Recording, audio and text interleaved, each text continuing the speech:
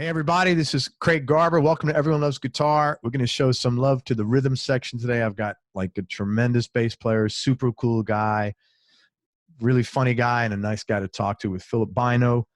He's out of LA. A couple of quick announcements. I want to thank Steve Pfister for turning us on to each other. Steve, thank you so much. And we actually met at NAMM. And also go to everyonelovesguitar.com/subscribe to subscribe to the audio podcast and the video. Let me tell you about Philip. This is going to be a good conversation. I cannot look at him right now, though, because we were talking before and laughing so hard that if I were to look at him, this would be chaotic. All right. Philip grew up in a musical family. His parents required all 5 of their children to play instruments. God bless your parents. 5 kids. I mean, seriously, that's like, sainthood worthy, man. At 6, he started studying cello. Then he went to guitar and eventually electric bass. After high school, he attended Berklee in Boston. While he was in Boston, Nuno Betancourt introduced Philip to drummer Mike Mangini, who wound up getting Philip an audition with Steve Vai, and he got the gig. Philip then started working with Steve, recording and touring all over the world. During that time, he received 3 Grammy Award nominations for his work. He's still playing with Steve and going out with him. In 2005, Philip received an Emmy for his work on the Speak of the Devil, Reefer Madness remake soundtrack. He's also worked with Kevin Eubanks and the Tonight Show Band, Slash, and Tony MacAlpine. He also writes, records, produces, and tours with other artists as a sideman. He also teaches bass and ensemble work at the LA Music Academy, as well as consulting with younger artists and players on how to navigate the music business, and we'll talk about some of that as well. And he just recently started recording children's albums with 2 groups, PB and Deb, and the other one is Jambo. Dude, thank you so much for coming on the show, man. Oh, thank you, Craig. It's great to be here. Good to talk to you. Likewise. I do have to give you one correction, though. I am not LACM anymore. I'm now at MI. All right. He's at MI. Scratch that. Screw those guys at LA Music Academy. No, I'm just kidding. Yes. Man, so talk about what I want to talk about your parents. Again, God bless them, 5 children. They had a big part in your musical background. I was curious, what was so important to them that every kid played an instrument, which I think is great, My father was a symphony player, and the symphony musicians he worked with, I think he might have just been following a trend, because all those symphony guys, they had kids, everybody played. We had all the music books for the different instruments to play, and he thought it was like learning a second language. He said it was using your brain in another way to kind of help development, and that was what he wanted it to do, was to kind of help us with our development as people, so that we have the ability to learn, the ability to focus, the ability to be disciplined about something. And when I was born, in the 60s, it was, there were athletics, and there were a lot of ways you could do things to make yourself disciplined. But for my father, he thought that the easiest, well, not the easiest, but the best one would be to learn an instrument, because, I could have went and took karate and been disciplined about that. But he thought that there was more opportunity for us individually if we learned how to play an instrument, as opposed to we learned how to, chop blocks with our hand, I guess. What instrument did your dad play, and what symphony? He was an upright player. He played upright bass. I even have one of his uprights here in my studio. That's got to be really cool. Yeah. Having your dad. This is the first time my studio has been on TV, so I'm excited about that. Right on, man. That's cool that your dad played for the symphony. Yeah. So that was like law. Everybody's playing an instrument, period. Yeah, we all had to sit. Every one of us has a story about the reading technique, which is called solfege, which is where you learn to sing the pitches. He'd sit at the piano with us, and we'd have to play and sing the pitches that we would be reading, just to learn, again, to work on reading, learning what pitches were and all that kind of stuff. And, I referred to it as being on the bench when I was 6, because, when you're 6 years old, you want to play with your Hot Wheels and watch TV. But, comes home from work and says, okay, solfege time. It's like, great. Yeah, but you know what, though?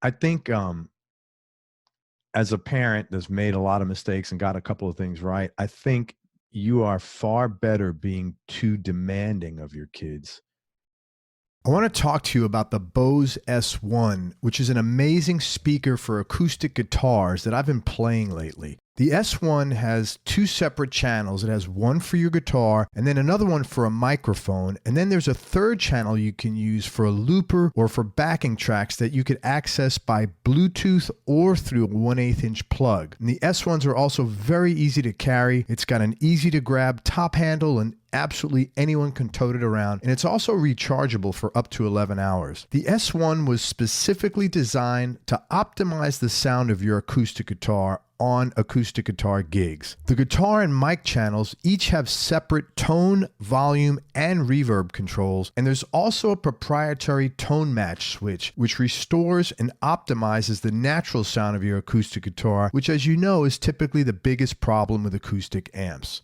Now, I tested the S1 myself, and the tone, volume, and reverb controls sound great, and they're very responsive. You can position the S1 in 4 different ways. You can tilt it back so you broadcast out to an audience, or you could put it horizontally, vertically, or on a stand. And the cool thing is the S1 has a Bose accelerometer, so it automatically adjusts the EQ and optimizes the sound for whichever one of these 4 positions you're using. The S1 also happens to be the best Bluetooth speaker that Bose makes, which is pretty compelling since Bose is known for the quality of their Bluetooth speakers. So effectively, you have an acoustic guitar amp, a PA, and a killer Bluetooth speaker all in one. And the bottom line is this. If you're an acoustic guitar player, there's absolutely nothing out there that sounds this good and this big that's also easy to carry and battery powered. As far as the Bluetooth speaker goes, I've used it many times here at home for family barbecues, and the sound is so good, my kids wind up arguing over who gets to play the music they want. You know, it's literally like having a full stereo system out on your patio. You can use the S1 for DJing, tailgating, or whatever you want. Before this, you'd have to spend a bunch of money on loads of different speakers and pedals to get the same thing the S1 does on its own. On top of that, it looks great just like all Bose devices do. And besides whatever money back guarantee you get from wherever you buy the S1, Bose also warranties the S1 for 2 years for any kind of defects in materials or performance. For more information and to find out where to get your own S1, go to everyonelovesguitar.com/S1. That's everyonelovesguitar.com/S1. Get the S1. It's outstanding. Are you looking to buy or sell a home in the Tampa Bay area without having to deal with pushy realtors? Then make sure you connect with West Florida Real Estate. West Florida Real Estate has helped over 300 homeowners and investors buy and sell their properties over the last 5 years. Their service is outstanding, just like back in the days when there was actually service in the service business, and you'll never have to deal with any kind of sales junk when you're working with them. For more information, email Ann with an E at westfloridarealestate.com. That's ANNE at westfloridarealestate.com. If you're enjoying this show and you'd like to support it, go to everyonelovesguitar.com/support. And for information on advertising, visit everyonelovesguitar.com/advertise. And having the bar set too high than too low. Well, from my years in teaching, children respond to structure. They may not like it, but whatever. But yes, you give them things that they have to do and that they're going to do at a certain time. It really helps you to, as a person, as you develop, to be able to, compartmentalize, to put your life on a schedule, to be able to go, okay, at 3 o'clock I have to be so someplace. Or like you and I had this appointment at 11. I was down here at 10. 5 kids. Any of your brothers or sisters musicians? Well, my elder brother, as I was saying earlier, he's a bassist as well, and he did find the Lord. He found Jehovah's Witnesses, and but he was doing the road work for a little while, and then he started having kids. And he still plays now, but I don't say it's unfortunate because it's his life, and he's proud of his the things that he did. So that's all that matters. Sure. So he played professionally for a long time.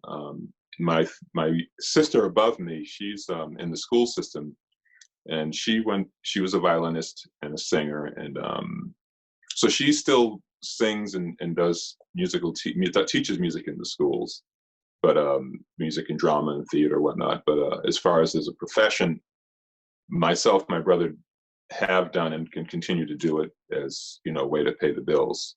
Sometimes not as easily as one month to the next, but yeah, that's. I think it's more volatile for musicians, but to some extent, any self-employed person has that at sometimes. But in music, it is without a doubt tougher. I have all the respect in the world for anybody that's a full-time musician, because you really, you got to be smart, and you really have to be committed to what you're doing. Mm-hmm. It's just my hat's off to guys that have kids and can do it. I can make myself a tuna sandwich and be hungry for a day, but you got a couple of mouths to feed. They don't want to hear, well, it's no gig. They're still hungry. They still need shoes. So. No, you're right. It's very tough for those guys, man. Yeah. So because of your dad's emphasis on music, did you was that like the family business that you knew you were going to go into as a kid, sort of, or? Well, my father was also a mechanic, a diesel engine mechanic, and that was, that's again how he was. Wow. That's how he paid the bills. So. That's wild. Oh my God. It's fun. No, what's wild is, that's a sort of like a dangerous profession for someone that relies on, for your hands. For your hands. Yeah. Holy crap.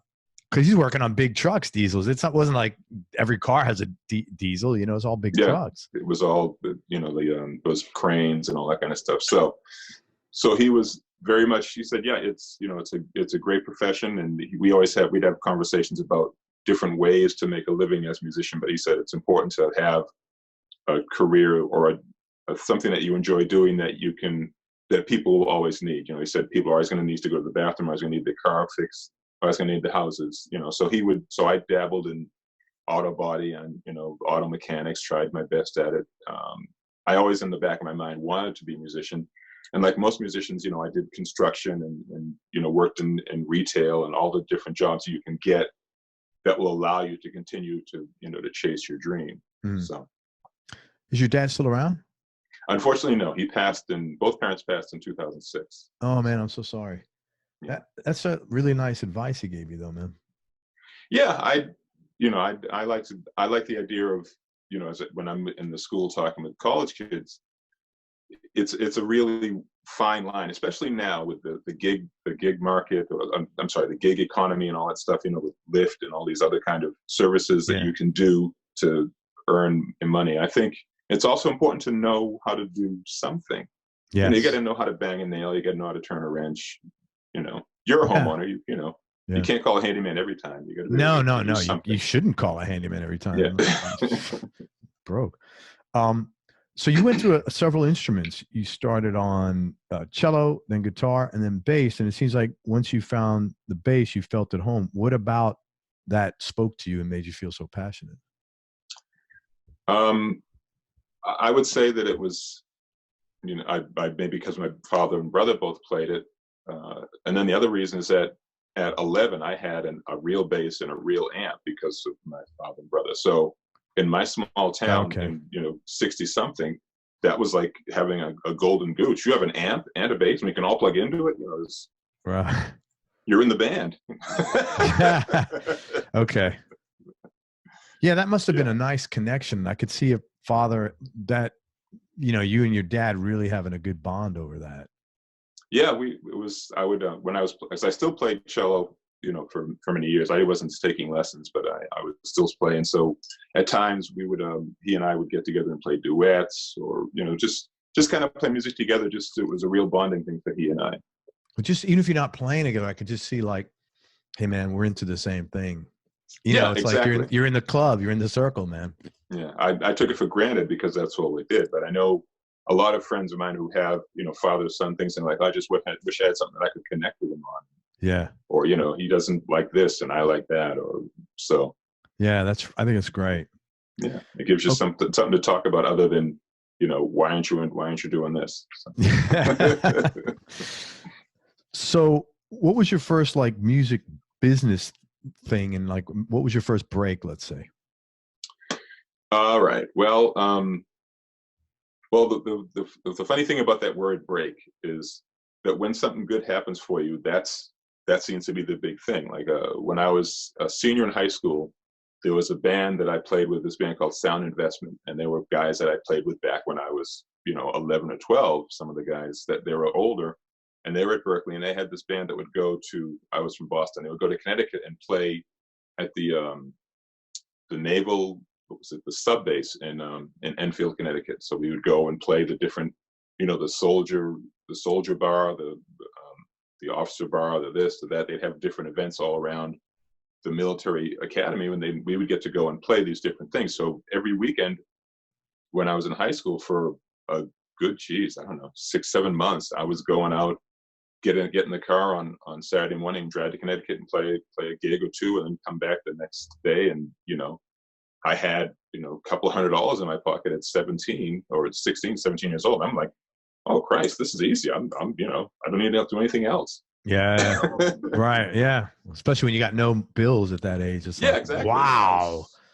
$200 goes a long way in 1978. So. Hell yeah. Yeah. And then from there, I got into a nightclub band, this band called Flash. And then we were playing, 5 or 6 nights a week, and, there'd be females at the club. And, obviously when I was in high school, I was, kind of like everybody else. It's so funny when you talk to people about their days. There's always this one kid who was in high school who had, 30 girlfriends, and everybody loved him. And then there's the rest of us. So when I got into the club business and started playing in nightclubs, it was you're where you are in a position of meeting women it's a different thing, because now they see you on stage, you go out, you talk to them. It's it's a different You're the guy. thing. So yeah, so that was exciting to kind of actually have girls talk back to me when I spoke to them.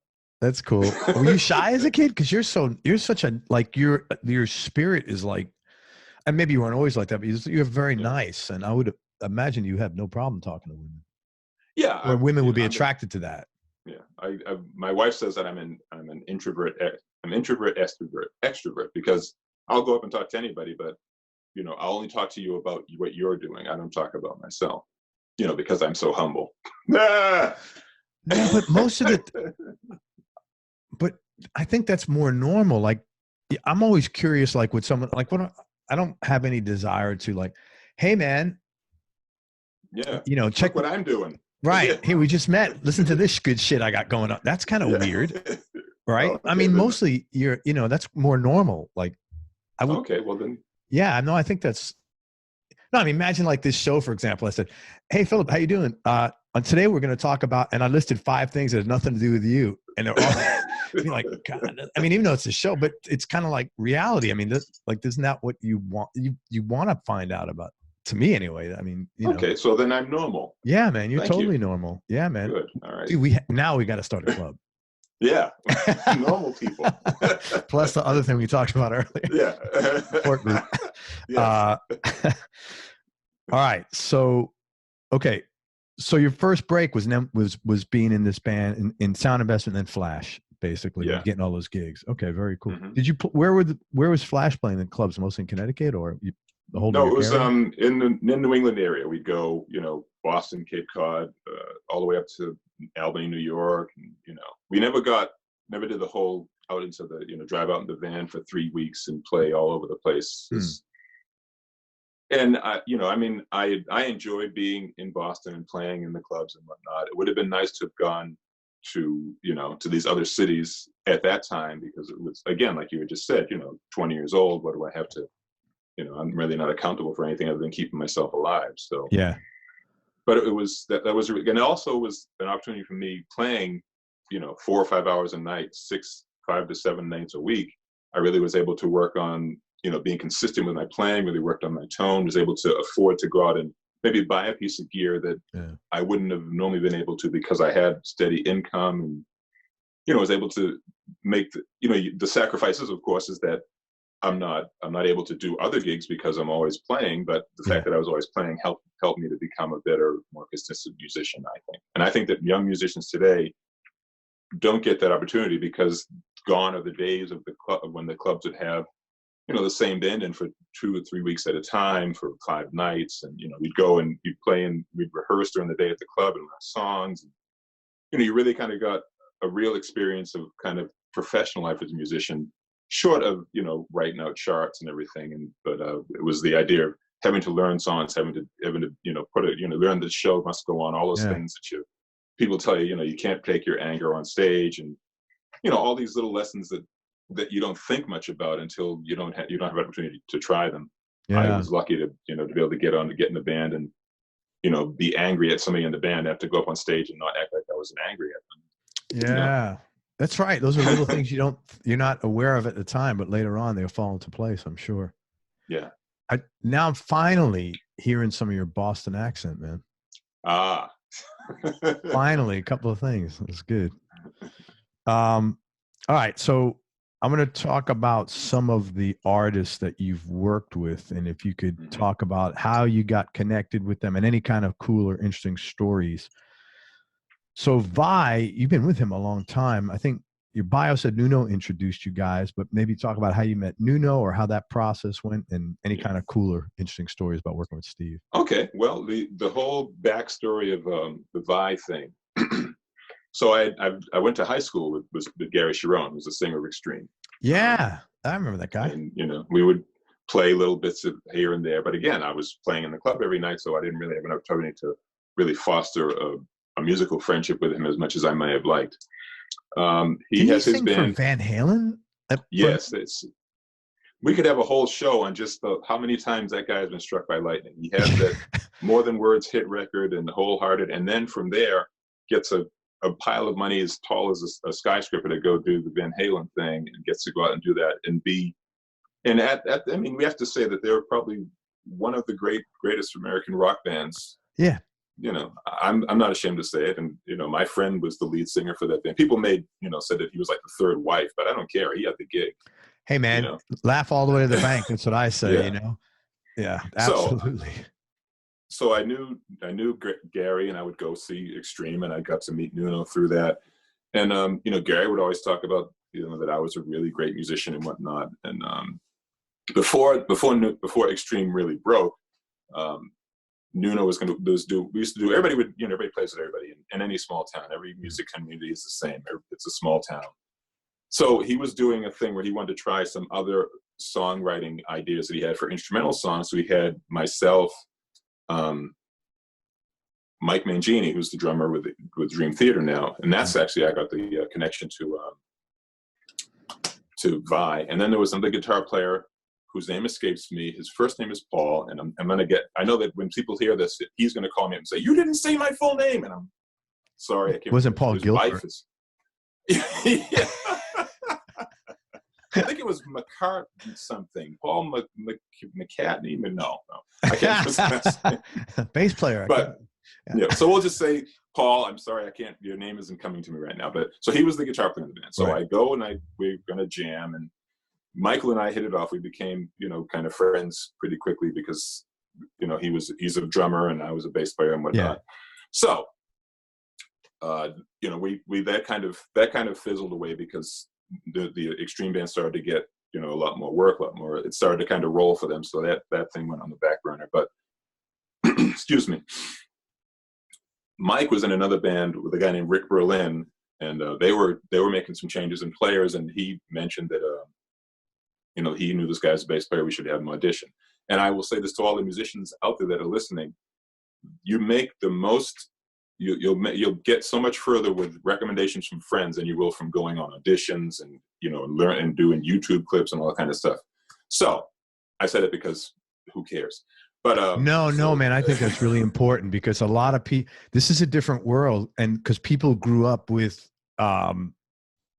I don't watch TV, so I don't even The Voice or all those shows. Sorry, yeah. I sound really ignorant, but I don't know the names of these shows. What are they called? The Voice and all these American Idol. Yeah, American Idol. Sing, the lyrics is all these singing shows. Yes. And so I think some of people are growing up thinking that's the way to become an artist. Is to get there. I mean, that's one way, or the other way they're thinking YouTube. But you're right, man. Playing with, getting out and doing it. And then getting referred to people, that's golden.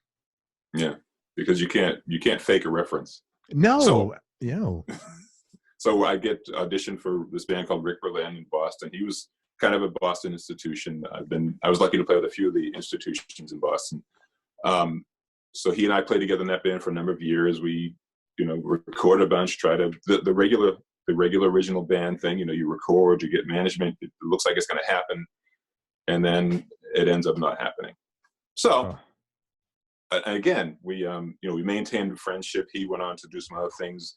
We had gotten, I'm not sure which one of us, you know, it's whole chicken and egg thing, but Dale Bozio was putting together a band, and she was living on the East Coast at the time, and he and I went and played with her for a little while. He ended up going and doing the Missing Persons tour with her. I couldn't, because I had signed a contract at an elementary school to be a teacher, which was so educate those kids. Man, you know, you can't go backwards, man. You know, hey, man, and then you had your dad in your ear whispering. Yeah, you got to have a job. You got to have a job. It's not a bad idea. Yeah. Right. So he goes and does the Missing Persons thing. He comes back, and his wife, Jane Mangini, who is now in the Trans-Siberian Orchestra. Oh, his wow. wife at the time. Yeah, his first wife, that was Jane, and she went to Berklee with Steve. So she had always told Steve about her husband, the drummer. You got to hear him. You got to hear him. You got to hear him. So eventually, Steve is making the Fire Garden record, and he takes out a video that Mike had sent to him, and was like, "No, I do need to hear this guy." So Mike goes out and does some recording for him on this the Fire Garden record. He played on the Fire Garden Suite and whatnot. And Mike's a really great guy, really personable, and so Steve and him become fast friends as well. And it's right before G3. And Steve says, "I'm putting a band together. Do you have anybody that you like to play with?" And so again, in the back of his mind, he said, "Well, did you hear this guy, Philip Bynoe, is a friend of mine?" So I sent him some stuff, and lo and behold, I get to audition for him. But again, the whole connection, if we're going to go all the way back to the beginning of it, it's in high school, hanging out with Sharon, Gary talking Sharon, about music. Yeah. So you know what, man? I have found that hearing so many of these stories has actually influenced me to have a belief in a higher power, because I don't think all these things, and I've started looking at my own life and all these, there's so much serendipity. And I'm just my personal, I mean, other people, and I'm not preachy about it. I don't really care how anybody else feels. Some people say, "No, man, it's the right place, right time." Cool. Yeah. But that's amazing. Right. Yeah. If you hadn't been buddies with Gary, I mean, I just blows my mind how these little things work, man. If I'm off 2 letters in the alphabet with my last name, I'm not in homeroom with him, because I was BY, he was CH, so we're in the same homeroom. Right. I mean, there's a lot of moving parts to make this happen. Yeah, and I think with all musicians, there's all these. We all have these kind of stories that, it filters back to a phone conversation that you had with somebody that led to this, that led to that. That you end. The other thing about the right place, right time thing, I think it's a step further than that. It's you have to be ready for your opportunity when it comes, because I have just as many, probably more stories of things where the opportunity came and I wasn't prepared, or the opportunity came and I didn't prepare. There's all that. There's all those things that you get to carry. But they're all learning experiences. I learned from that one time when I did an audition for Macy Gray. Wow. And, it was set up by this guy, Barry Squire, he did. Oh my God. I've heard his name 200 times. I tried to get him on the show. I couldn't get a hold of him. He's one of those guys that in the 90s and 2000, and still to this day has put together some really great, groups and auditions. So anyway, he calls me and says that Macy Gray is looking for a bass player. So they sent me the songs, and I learned the songs, but I didn't learn the titles. I just learned, 1, 2, 3. I figured that I'd go to the thing, we'd play the 3 songs in a row, and off I'd go on the bus making millions of dollars. I get to the audition, the MD says, "Okay, we're going to play blah, blah, blah," whatever the song title was. Right. And I, just for that second, was like, which song was that, 1, 2, or 3? And they just started. Because, I'm showing up for the audition, I'm supposed to know the name. If I'm going to play with this artist, I should know the names of the songs. Sure. So, lesson. Man, that's an early lesson.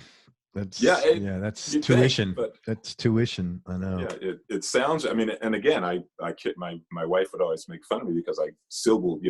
Anytime I think I'm really cool, I go, "Yeah, well, if you don't remember names, song names, No, man, that's like early tuition. That's everybody does something like that in their career. And you learn after you make the mistake. There's no exactly. There's no way to learn it before that. Yeah, man. That's okay. So it was all started with Gary Sharon. So then you go out with Vi, you audition for Steve. Yeah. Everything works. It was one of those things that, my charming personality. There you go, man. And I also think but that's a part of it. Yeah, that's a part of it. There's also some of that what's they say, that it's not the size of the dog and the dog and the fight size of the fight and the dog. Yeah.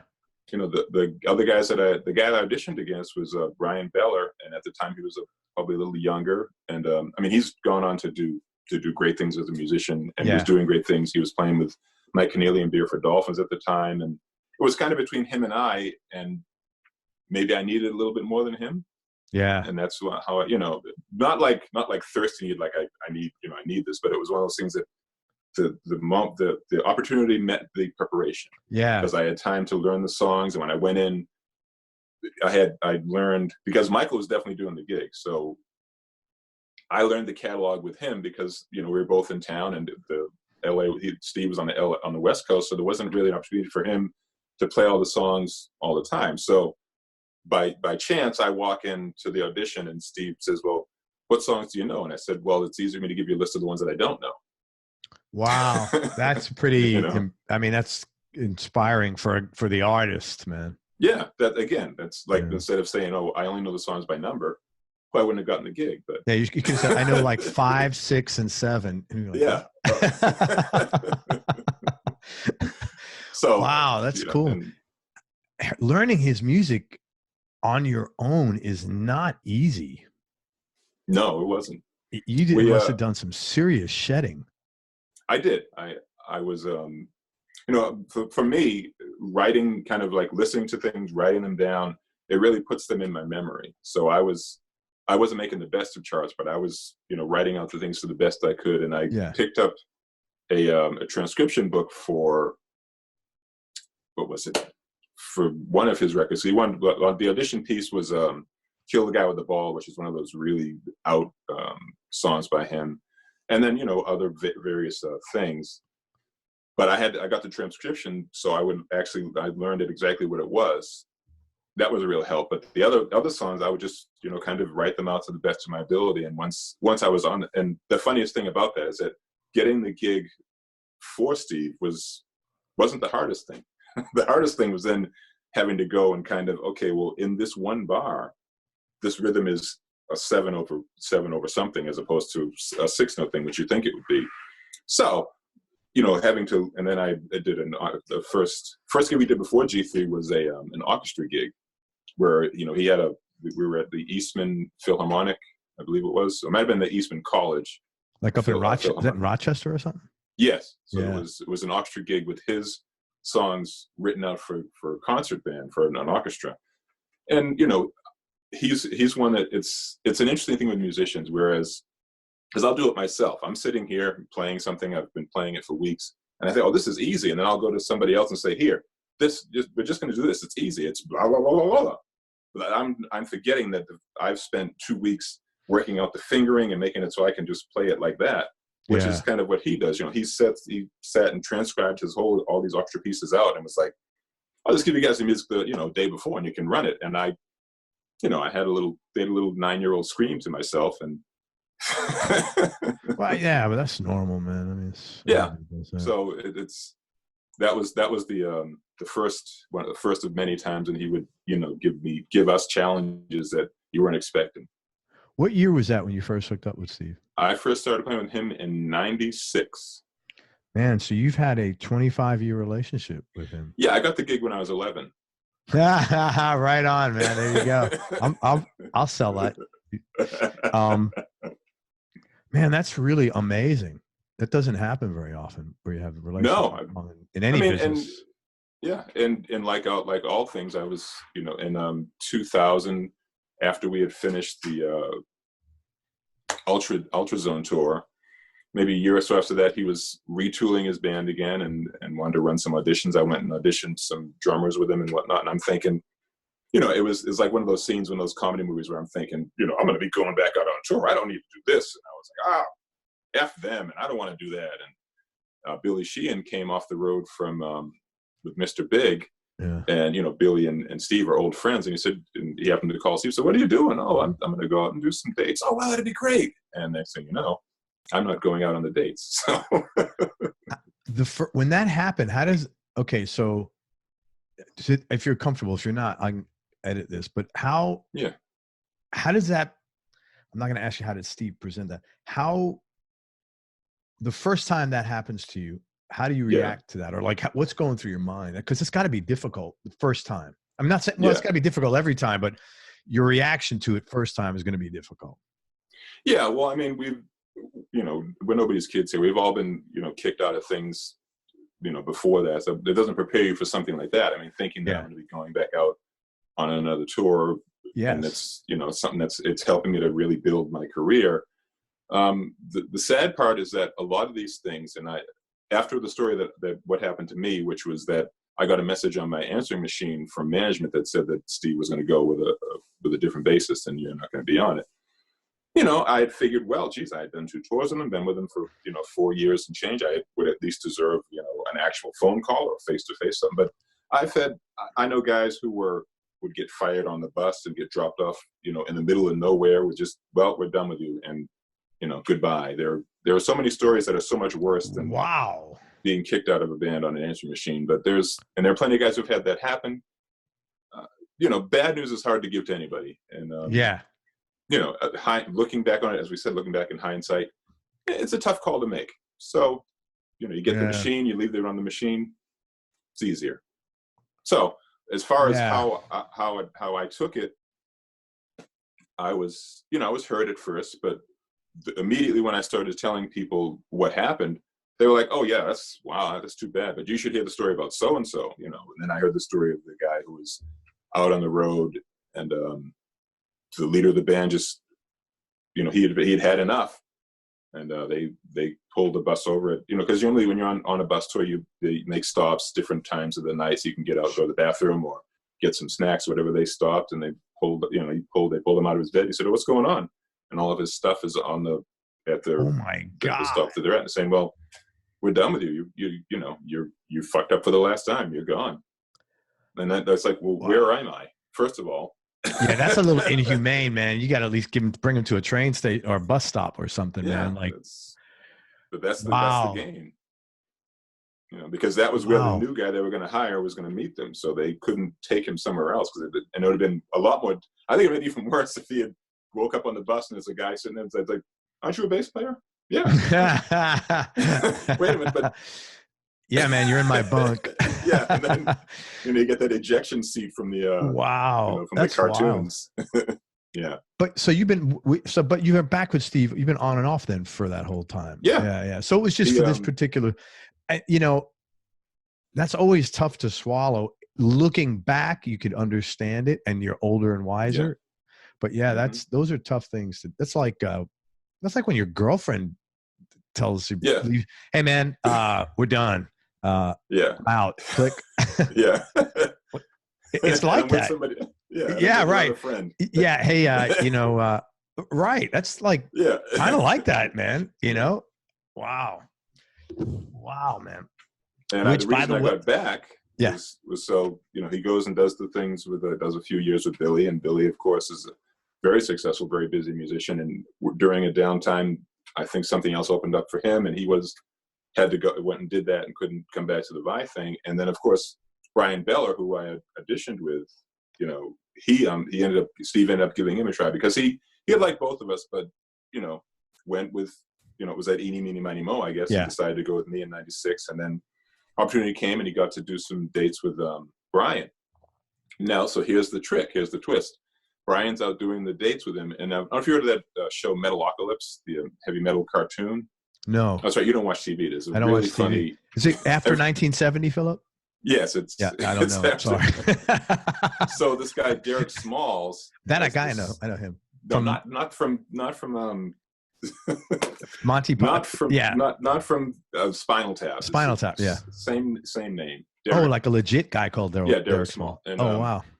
Guitar. It's got to be horrible. Derek Smalls. No, not that. That's got to be. Not that. That could be his business card. Like, Here's my card, Derek Smalls. Not that Derek Smalls. Yeah. I'm probably saying the wrong last name, but I'm pretty sure that's his last name. Yeah. So he writes and creates this cartoon, this heavy metal cartoon, and it explodes on Comedy Network. The music's really good because he's a great writer. He's, he's like a Trent Reznor in that regard, that he's one of those guys that just really creates these really, really cool, rock and roll pieces. He does TV soundtrack. Long story short, so he has that band. The cartoon's doing well. They're dying for a tour. And Brian is a friend of his because Keneally is also on that gig. And,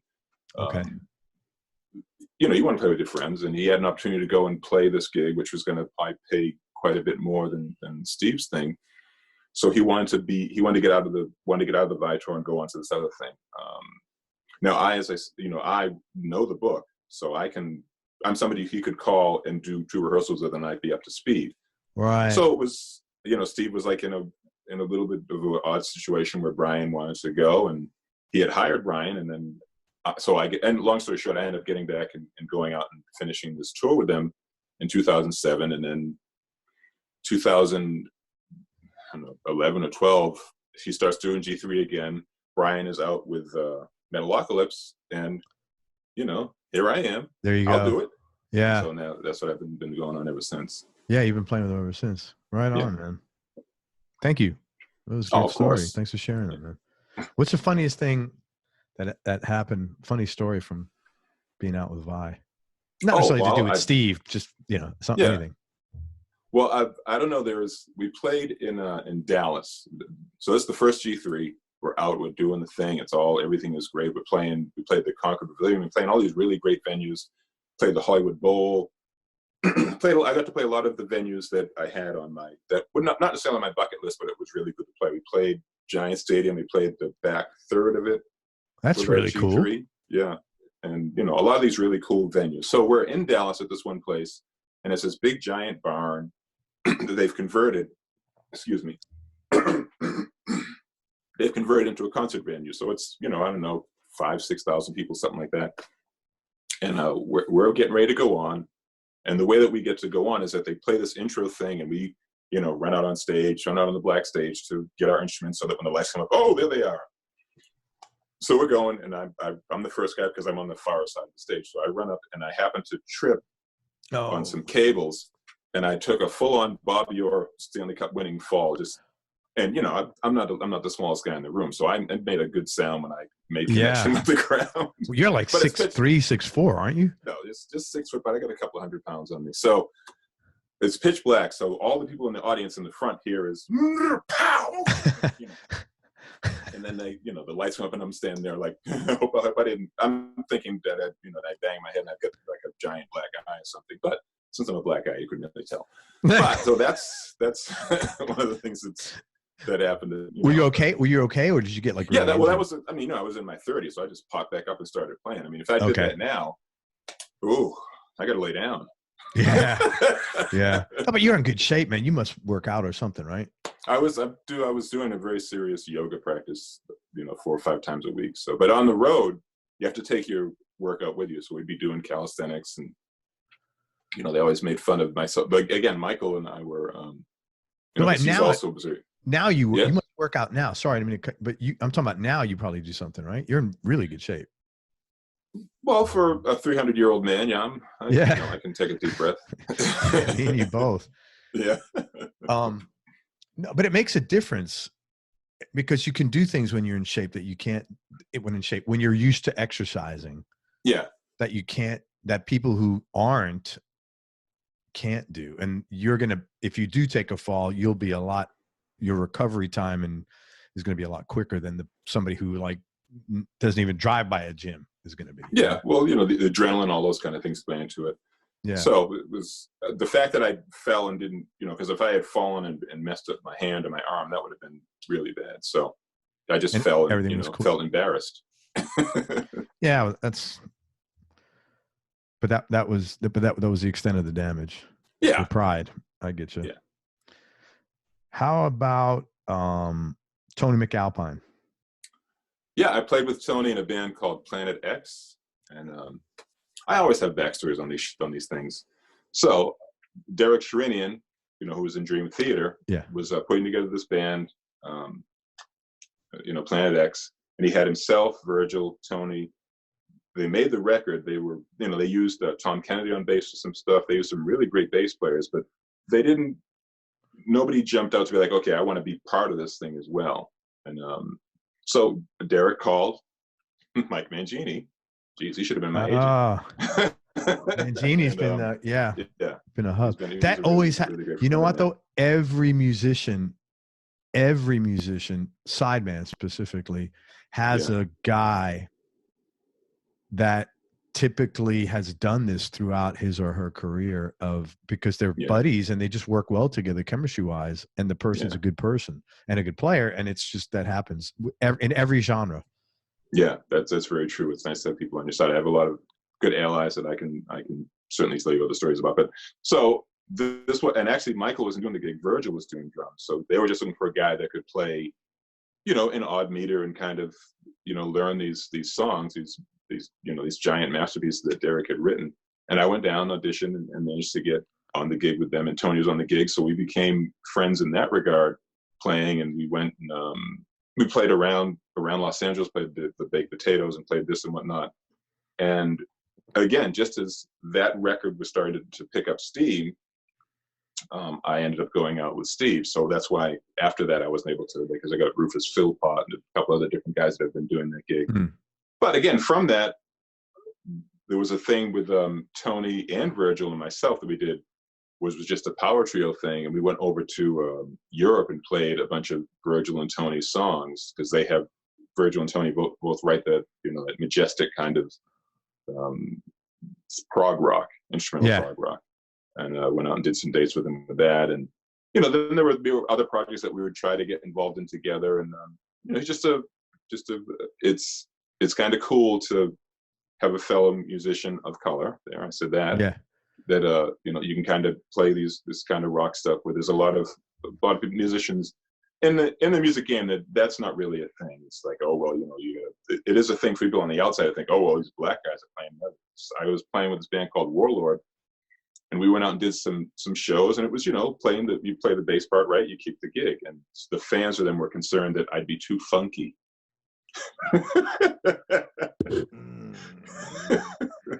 Which I always thought was kind of cool. Like, I'm going to get up there and be like, yo, what's happening? I'm being, just start breaking rap during the because black people songs. Can't play metal.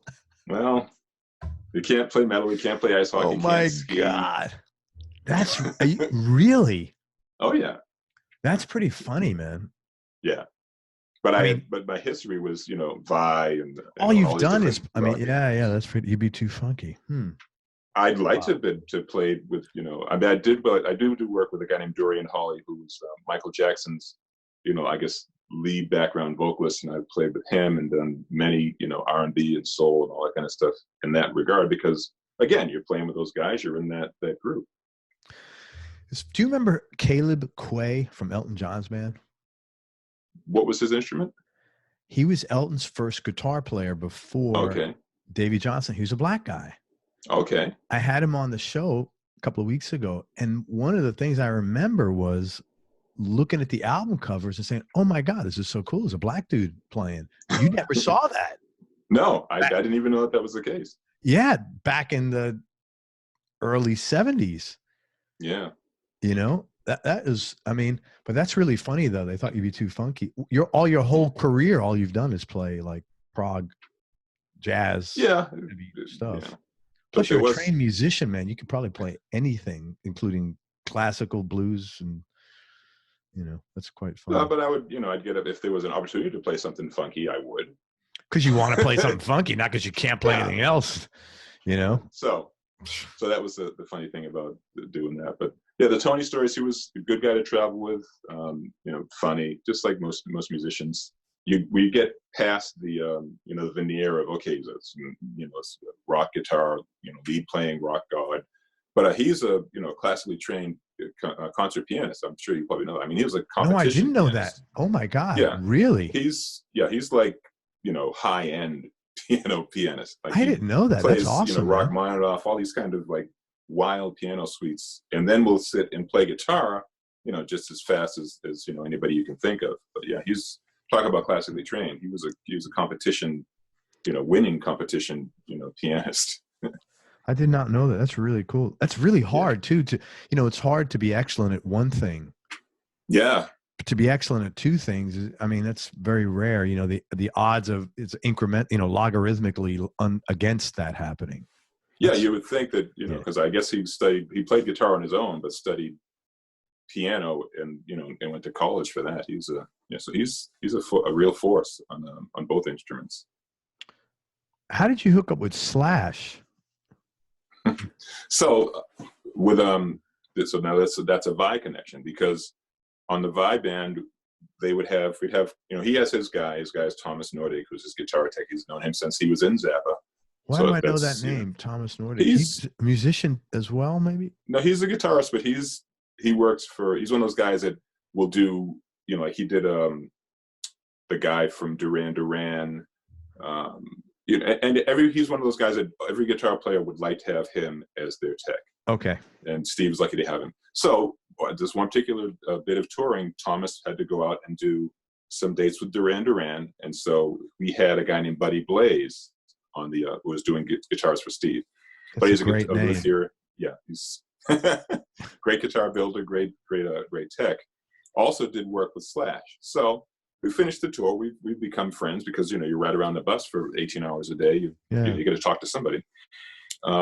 So he's doing this thing with Slash, where Slash was putting together songs from the very first Hulk. I think it was one with Ed Norton, the one that didn't do too well. It was the first Hulk before Marvel got involved and all that stuff. Was just like the Bill Bixby kind of awful Hulk thing. So Slash is writing songs for that. He had myself and the guy from the Black Crowes, the drummer Steve. You have to look it up. No, the guy who just wrote the book. I can't think of his. Gordon. I know you're talking about. Yeah. Yeah. So Steve is the drummer. Slash is the guitarist. They needed somebody. They needed a bass player. They didn't. I guess the guys they were thinking of using weren't available. Whatever. But Buddy is setting up guitars for him, and Slash is going. We need a bass player. So I know a guy. So I run down to Mates, which is a pretty famous rehearsal studio in California, and did some playing with them and got to meet them. And we recorded stuff that he would later on record in a real studio that I was unable to be on those sessions for. But he, so we played together for 2 or 3 months, something like that. And from there, Steve and I were friends, and we did some things together. We played with a guy named Joe Firstman, who ended up being the musical director for the guy from Saturday Night Live. No, not from Saturday Night, from MTV, who had a TV show for a little while. It was Adam Carolla? No, it was Joe Firstman was the MD for this guy's show, and he was one of like the news hosts on the MTV later, like in the early 2000s. And if I said his name, you go, "Oh, that guy." So we'll just put in "Oh, that guy," and then you can like put his name over it with like your daughter's voice going, "Oh, blah, blah, blah." It'll be my knowledge, she can say it. So, so I did I'm playing with that guy Joe Firstman, and because of working with Steve. And again, my whole thing is that it comes back to connections. I made a connection with Buddy, and that put me the connection with Slash, with the connection with Steve, with the connection with Firstman, just because, if you're a good person, you can play your instrument and you can, do all the stuff that we take for granted, show up on time, have a good attitude, be ready to play whatever style you want to do. It makes you a valuable person to have around. So that has to feel good though, when you get a referral like that. Like it's gotta be, that's a win. Like, of course. Yeah. Like it's like, yeah, that's a win. Are you good with celebrating wins? That's a good question. I'm much better at it now than I was years ago, because I was very much goal driven. So, and that's the thing that musicians don't, and I think not just musicians, but everybody takes for granted. You have your list of goals that you start out with when you're in your 20s, and then you look back on it, 5 or 10 years later, you go, okay, I did that, I did that, I did that, I did that. And it's because you already have 10 more things above it, those become like, things that are important. But I remember being 17 and thinking, if I could just play in a nightclub, right. Now it's like, oh, you want to do a gig in a club? How much are you going to pay me? When I was 17, I'd have done it and paid them. Right. Of course. So, yeah. So as far as celebrating wins, now at an older age, when things are good, I'm happy. I'm happy that it worked out. I'm excited that things work out. I read something recently, and that's something I never did well, is celebrate wins. I would always be like, for somehow in my head, I'd be, well, I don't want to get cocky. But that's not getting cocky, celebrating a win to yourself. Like, it's not like you're, like you're calling 40 people and saying, or putting it on a post on that, anyway. But I read this thing, like, hey, I just got, like, I'm not that guy. But I read this thing and it made a lot of sense. It was talking about building momentum, and a lot of your success is building momentum, and typically in a variety of different things that are all, part of the machine of what you're doing. Right. And it said that always celebrate the small victories, because every time you do that, you contribute to that momentum. And they said, conversely, if you don't, you slow down that momentum. That makes sense. Yeah, it really does. And I had not thought that. And so I really tried to celebrate every little, to myself, or my wife, just to sit in it for a minute and feel happy about it, and then move on. But I think that's really healthy, because as you just said, it breeds momentum, and it breeds, when you start having these small victories, you start kind of seeing, okay, I can do this. And then it becomes part of your thing. Whereas if you're constantly, oh yeah, I did that, but next thing, let's like, that was my thing. Yeah. I played at the Hollywood Bowl. Now I have to own it. Right. What's your, this is very ridiculous. What's your sign? Just curious. Leo. That's why I have a mane. I'm a Leo. Where's my? No, I'm not a Leo. I lost my mane. I've been deballed. Because I think that's so cool now to just like celebrate a little. And then I started thinking to myself, so wait a minute, if someone else calls me and gives me good news, I'm like, man, that's really cool. I'm happy for you. Exactly. So why don't I give myself that same kindness, or like pat on the back, sort of, man? So I was really happy. And I've struggled with this for a long time. I've been sort of aware of it, but not really. I needed to read that little thing to get the logic behind why I need to do it. And it was really helpful to me.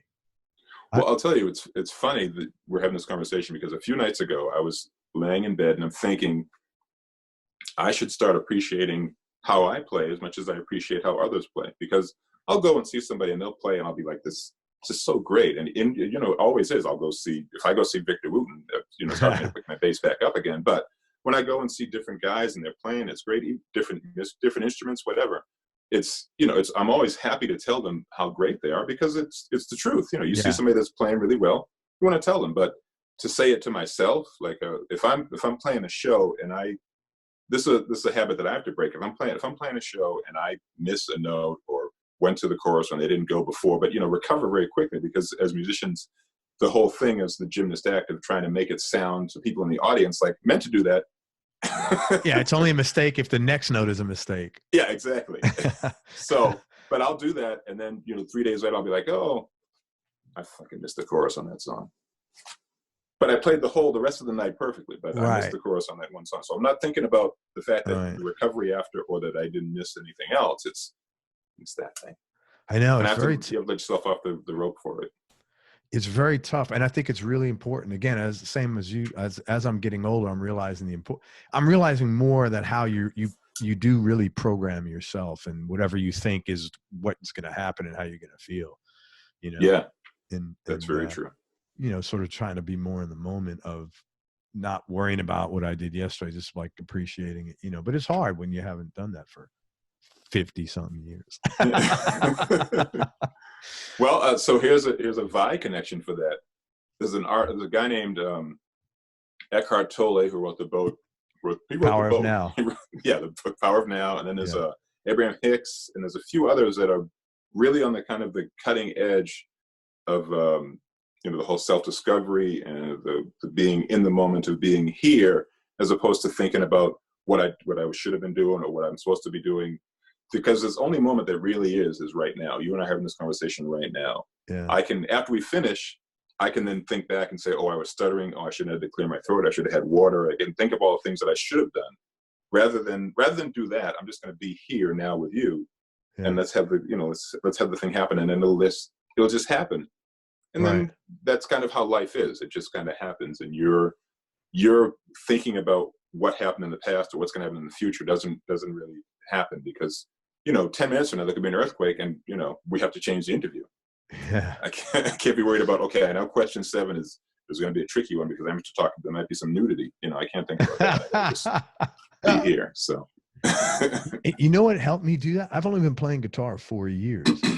Playing guitar changed my whole life as far as that goes.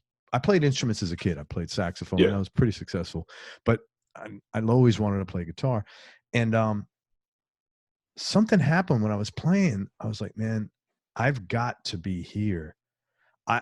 You can't, it's not possible to play an instrument and express yourself thinking about, man, I got this meeting on Thursday. I got to prepare for that. Or, man, I was really pissed off the other day. And it was like a gift that for me, because I was always not here. I was always doing something to make my life better tomorrow. Yeah. But your life was already great. My life is now. It's not tomorrow. What about now? Yeah. And really true. It really helped me.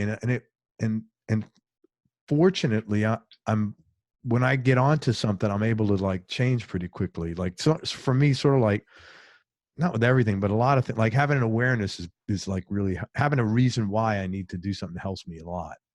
And I just felt so much better, and it like changed the rest. I started being now with everything. And now my wife's like, how come you're not worried about that? I'm like, babe, you're not talking about something that didn't exist. What's there to worry about this minute? That's really healthy. And again, by you doing it over and over again, you're spreading it. And I'm sure that your wife probably feels the effects of it too, because now you're not as stressed as you were. And so she doesn't have to be stressed, because, the stress, just like good feeling, bad feeling, I think travels even faster. So if you're upset, then, because let's take the honest. If your wife's upset, the first thing your thought is like, okay, what did I do? How did I make her mad? How do I fix this? Yeah. Rather than just like, oh, she's mad about traffic. My wife and I because in California, my wife hated the traffic. And she came home from traveling or whatever, she'd, be angry, and I'd be like, oh, did I not do something? Are the dishes done? With what have I done now? With you. So. Oh, totally. But now it's funny because she was her normal. She tends to be a bit of a worrier, like a lot of women sometimes do. And how come you're not worried? Like, she's almost getting angry at me. I'm like, and you think about, listen to what you just asked me. Yeah. I mean, like, think that through, I mean, I'm happy. Why aren't you sad? Yeah. Yeah. Right. Why aren't you filled with anxiety? I'm like, that was weird.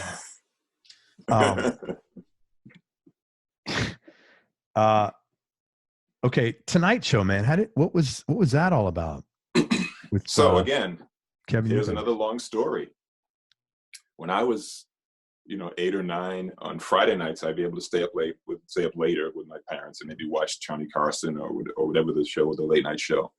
And back then, almost every of those talk shows had, a live band. Mike Douglas, Merv Griffin, the list goes on and on of all those guys. Daytime and nighttime had shows. So I was watching. I can tell you're from the East Coast. Nobody ever says Merv Griffin. I've never heard anybody on the West Coast say Merv Griffin. Oh. Maybe he was on the West Coast. I don't know, but I've never heard anybody out there say it. So sorry. Every Friday we'd stay up and watch The Partridge Family, watch Love American Style. These are all shows that nobody in your audience is going to like. No, my audience is all baby boomers, man. 30, 40 and up. 85% 40 and up. Yeah, I gave a Green Acres reference to this guy, and he was just like, said, "Where are those?"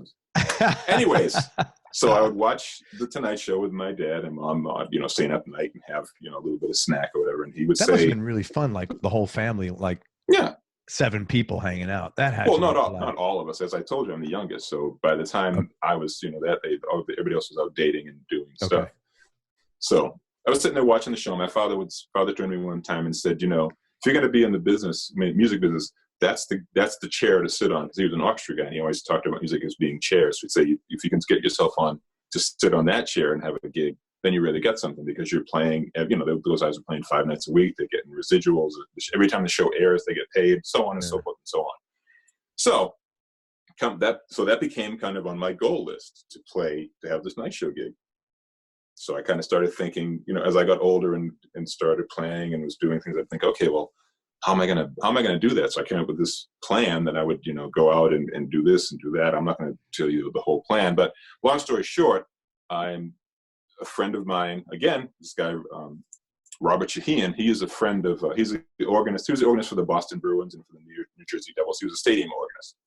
You're a hockey guy, aren't you? Because you made some very references. big. Yeah. So got to be a Boston guy. He knew Kevin Eubanks from playing and whatnot somehow. And so he came out to California and we went to the show because, I'd never even been to this night show. And I wanted the gig. I'd never been to the show. So there's a start. So I went to the show and I got to meet Kevin and some of the guys in the band. And, again, Kevin had went to school with Steve Vai. So he's putting together an instrumental band to kind of play, because they play every night of the week, in that setting. And they wanted to have an opportunity to kind of play a different, play some of their originals or whatever on another stage. And the bassist at the time was interested in doing that. So I ended up getting to play with Kevin. And it was Kevin, Smitty Smith, and Jerry Atkins, who were the principals in that band. Yeah. What did Jerry play? Jerry was a pianist, keyboard pianist. player. Okay. Smitty Smith was Smitty Smith drummer. Drummer. Okay. Yeah, and myself on bass and Kevin on guitar. So we play at the Comedy and Magic Club and play these different events because they had the cachet of being from the Tonight Show. So I got to play some really cool events with them. A few years go by, we've been playing and recording and whatnot, and I was really, I thought, okay, I'm next in line. This is going to happen. But unfortunately, they hired a guy named Stan Sargent, who's a monster of a bass player. But much to his, a sad thing happened to him, which was a great thing for me. Unfortunately, his mom passed. So he had to go to visit, to be with his family and handle funeral arrangements and whatnot. So they needed somebody to cover that 3 or 4 day stretch while he was gone. And, so Kevin and those guys called me up. I got to sit on the chair and it was before my parents died. So they got to see their baby sitting on the chair. So they must have been, that must have been like, your dad must have been so proud of you, man. It really, and again, not taking the little victory of being like, oh, I sat on, at 9 years old, I said I want to sit on the chair, and here I'm sitting on the chair playing the gig. I immediately was like thinking, okay, how do I turn this into, how do I get to keep the gig? How do I get another gig on another show? And, because I had met Arsenio Hall and these other people who had hosted shows in different times, and maybe I was thinking, okay, well, I'll just hang on to this thing and try and wangle my way onto somebody else's show. Hasn't happened yet, unfortunately, but for me, the big thing was that I got to sit on the chair, play the show.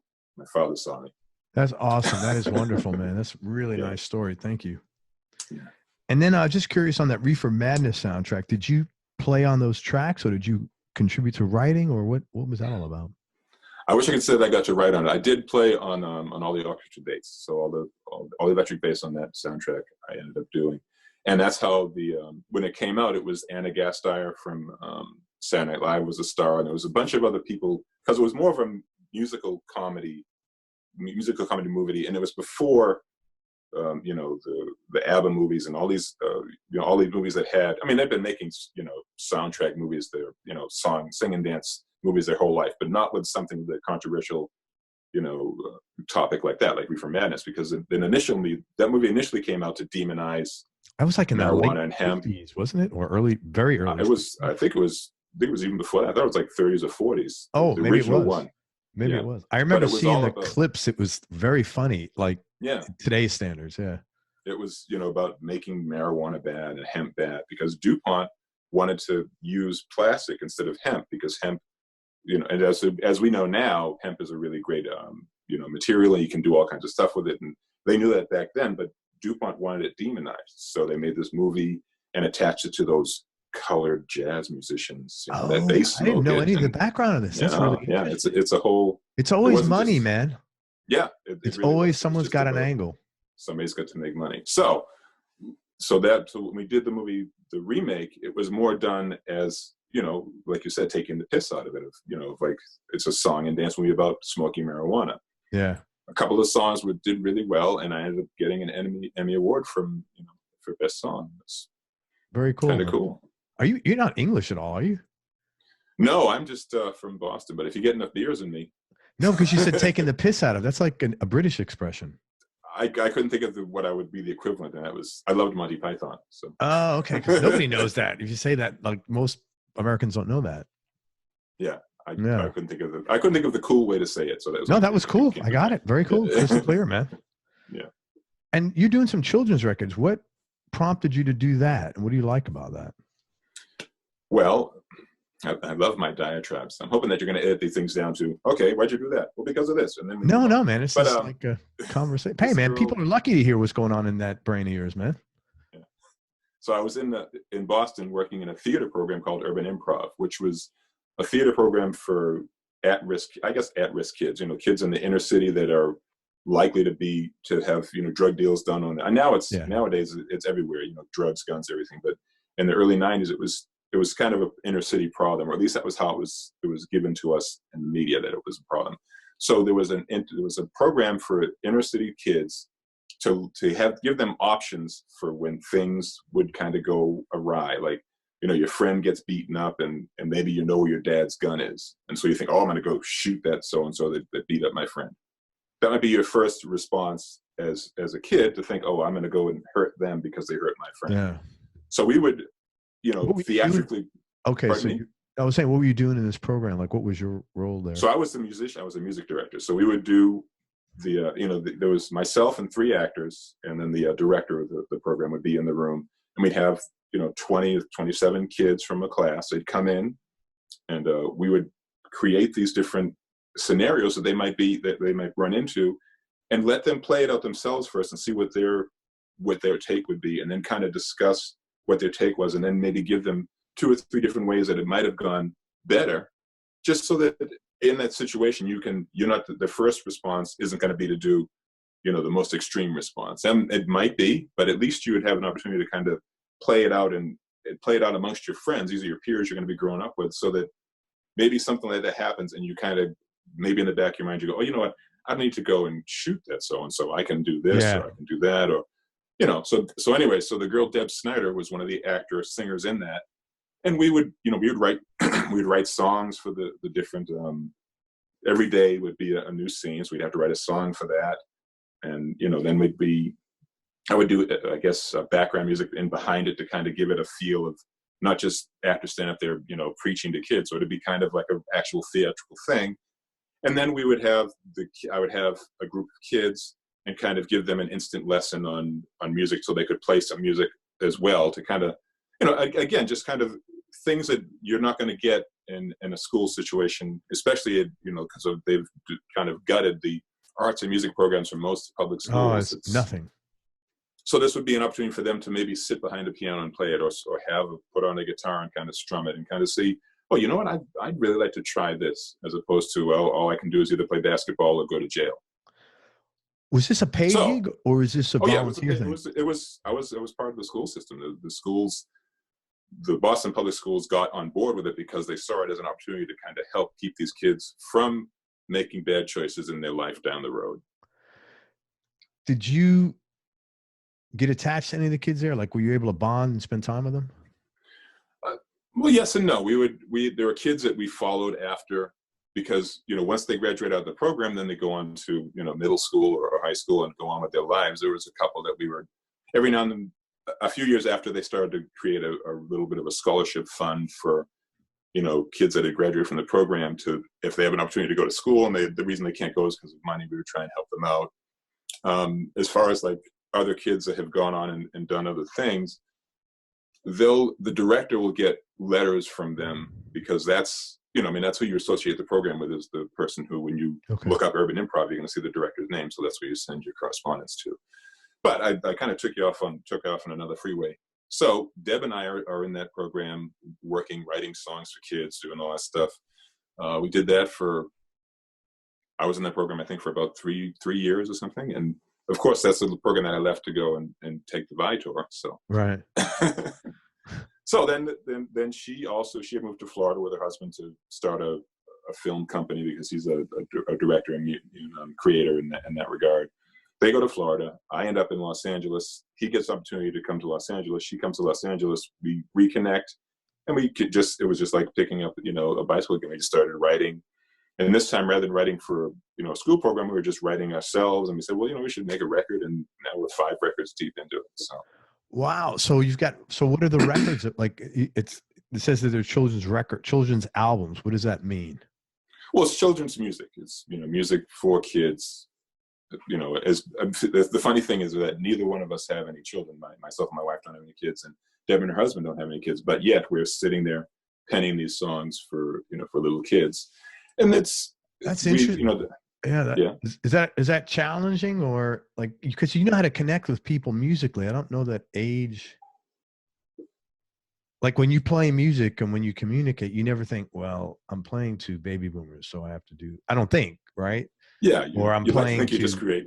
Yeah. You just make the best music you can. Yeah. Well, I guess that's more falls on her than on me as far as the lyric content of what we were going to say, because if you have a 3-year-old and you put on a children's record and it goes, let's go kill the blah, it's all these things that you don't want your kids to do. Let's go smoke weed and let's go get teenage girls pregnant. But you wouldn't want to have that song in your head. Yeah. Well, actually, I'm from the Bronx. That's what was playing when I was 3. Yeah. So you remember those songs. The classics. Yeah, the classics. Back in the classic kids rock days. Yeah. No, I get what you're saying. Yeah. So Deb lyrically will think, okay, what's a song that we can get a message to a 2 to 6-year-old that's going to be fun for them, make them interested, and also the parent won't want to, kill themselves having to listen to it over and over again. Because that's the really cool thing about kids is that if they like something, just play it over and over again. Yeah. Very much. You know that you've had young children. Oh, so I mean, I saw Pinocchio about 600 times, man. I mean, it was just like, wow. Yeah.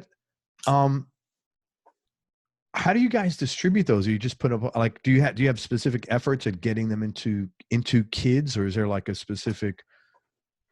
Well, we've done, the music business continues to change and the record business continues to change as we go through. We started out, we made the record, and then we were going to approach management to see about getting management deals so we could kind of, move forward that way. And lo and behold, we were over 30 when we started doing this. And they were like, well, kind of old to do it, because that was the height of Blue's Clues and Dora the Explorer, all these shows that Nickelodeon was making, Rugrats, and they wanted to have young voices on the product. They thought that would make it easier to sell if you have young voices on it.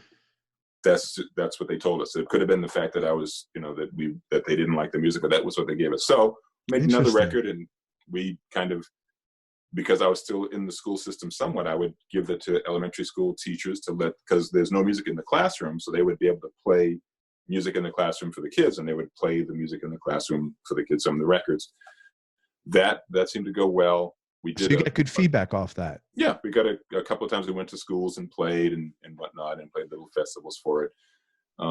Because Philip, I wonder if kids that age can discern a 40-year-old's voice from a 20-year-old. Yeah. Or if they attach meaning, even if they can discern it, do they attach meaning to that at that point? Yeah. Well, you're the people that are gonna make that happen are gonna be, they're not gonna be 10 years old. They're gonna be old people like yourself. So they're thinking, I think that they were looking at it saying, okay, well, let's say this thing works for them. We can probably get another 10 years out of them before it's gonna be, whatever. Or they might be thinking, okay, well, if I get a 20-year-old, I'll get 20 years of whatever, as opposed to maybe I might only get 5 or 10 from that. That's ridiculous thinking, because like nothing lasts 10 years. What lasts 10 years even? Yeah. How many, I haven't been involved in, I have been involved in one project that lasted over 10 years, but I mean, by and large, things don't last that long. If they have a good run, it's like, and again, that could have just been the standard issue. Because we're both standing there in the office, you can't, well, I don't like it, I don't want to use you. Some people say that kind of stuff, but it's easier for me to swallow, oh, they just think we're too old, than as opposed to, well, the music's no good, we should break up. So that's why we continue to make music. Good. I wonder if that would be, you know what, man, like just my marketing hats coming on. If you had a book attached to that in a particular set of characters that people got attached to, you know what I'm saying? Because I remember when I was a kid, I would listen to music like that, and I really liked it. But I bet it would. I wonder if it would stick better with a particular, like Dora the Explorer. They always had but that they had certain songs and certain ways of playing music that were very attached to the show. Well, I will say this: Dora the Explorer had the song called "Backpack, Backpack," which that's the lyric of the song. Right. It's just backpack, backpack, backpack, backpack. If I came to your house and I said, I got this new song, Greg, it's called Backpack, and I started playing that for you, after you finished laughing, you'd push me out the door. No, I'd probably say, don't come over the house center again. Bottle of bourbon I have. Yeah. And say, man, that is so cool, Philip. You need to sit down and have some of this and think about maybe another word other than backpack for your lyric. But, and you're right. We have, that doesn't fall on deaf ears. We've tried to arrange a couple of things with some different illustrators, but it's kind of it's expensive because in their game they have to sell it. They sell it by the second or by the minute because the average cartoon is not 30 minutes long. It's maybe 5 to 10 minutes, and that's a lot of drawing to make all that happen. So there's a lot of, I'm not putting fences in front of us doing it. We've spoken with illustrators and haven't found anybody that wants to be on board, because you have to find somebody that you guys probably have to be willing to divide this into thirds. Of course. And then you got to find someone that's down to do that. But I don't even know that you need to do a cartoon, although that makes more sense actually. You have a cartoon and a book or something like that. Yeah, because if I'm making drawings, at that point now you're just animating drawings. So why not? But that's the latest process. Deb's husband's brother is a very successful artist, graphic artist. And again, because he's very successful, he has a lot of stuff to do. So I'd love to do this with you. How does May 2022 sound? Well, geez, Yeah, sure, man. Just I'll wait. Because I'll be ready. I don't have $20,000 or $10,000 to say, here, I want this to happen now. Yeah, of course, to hire someone not to do it. Right. Nor should you. The best thing is to do in a situation like that. You make a test anyway. You don't do a full blown thing. You get some YouTube channels, and you do some research on how to get in front of kids, and you make a 2-minute test, not a 10-minute test, or a 5. Yeah. Just to see what we're making lyric videos now. That was on, and that's just some of the still, because we do have cartoon artwork on the record covers, so we're using those characters and just kind of still frames of the lyrics in a scroll, and it's about getting parents aware that you can have your kid watch this instead of having them watch motorcycle crashes. But to be honest with you, I might want to watch a motorcycle crash, but. I know, man. I'm gonna just ask. I'm gonna talk. I had an idea. I don't want to keep going on this topic, but I have something I'll tell you. I'll mention to you afterwards that y'all might want to try, and I'll tell you the basis for it. Cool. It's funny. My granddaughter is 5.5, and she comes home and grabs my wife's iPad, and it's like cocaine, man. She's on that thing. And she watches, like singing and whatever, lots of random shit. But it's so I've never seen any, and I'm always thinking, man, that to have something that compelling. I don't know how they're monetizing it. Yeah. But she's so. Do you hear my cat, by the way? Yes. The cat is so loud. Need to get your cat an iPad. Anyway, man, I wish you a lot of luck with that, and I hope it really goes well for you. I know you're putting a lot of work into that. And I would agree with you about the whole thing. We have a friend who has a what do you call it? 20. The kid is 2 and like 5 months, so they go it by months. And I'm like, well, no, it's a 2-year-old until it turns 3. Then it's a 3-year-old. So, but that kid can take the mother, if she's trying to do something, the kid would get frustrated and he'll take the iPhone, go 2 years old, goes on the iPhone, knows how to get YouTube, knows how to find their content at 2. At 2, I don't know that I could have picked my clothes together to put on. I'm going to taking 2 pairs of pants out. I want to wear these 2. Yeah. This kid is on the phone, pulling up videos that they like, finishing stuff they were watching before. I'm like, I can't even do that. So I know it's different, man. They have a different chip in their head than we do. Yeah, very much. You do some consulting, Philip, with musicians that are early on in their career. Yes. MI. I was curious what kind of, maybe some specifics about that. And, let's say for people that are listening, what are the 3 biggest mistakes that musicians young in their career make? And you can, whatever you want, musically, performance, people, business wise, whatever you want to discuss. Well, there are, I was the first one we've already been talking about of making your circle of friends aware of what. So here's the first thing that people don't do that seems really kind of, you would think is not a big thing, but it is. You don't identify what it is you want to do. Like a lot of people, I want to play guitar. Okay, let's be a little more specific. What gig do you want to do? Do you want to write your own songs? Do you want a cover gig? Do you want this? Do you want that? Really kind of identify what it is you want to do. And then from there, you start telling everybody that that's what you want to do. That's what you plan to do. Okay. Because you say something like you might say to your friend, Jimmy, Jimmy, I want to play guitar on this thing. Now, Jimmy might be like, oh, that's so funny, whatever. Now, Jimmy goes home and his sister is friends with so-and-so, and she's saying, oh, well, they're going to go do this thing, but they need a guitar player. They're not going to be able to do it. My friend plays guitar. He wants to do that. I mean, that's a short connection. But that's how it happens. Yeah. If everybody knows that that's what you're looking to do, it's more likely to come up in conversation that so-and-so wants to do this. When I was in my early 20s, I was really into trying to be a studio musician. So anybody that came and saw the band Flash, they knew that, oh, the bass guy, he wants to like record stuff in the studio. Months go by, and Vinnie Vincent, the guy who was in Kiss at the time, yeah, he came to, they were recording somewhere outside of Boston, one of those undisclosed things, because we're so famous, we can't have people know where we're recording. Undisclosed location.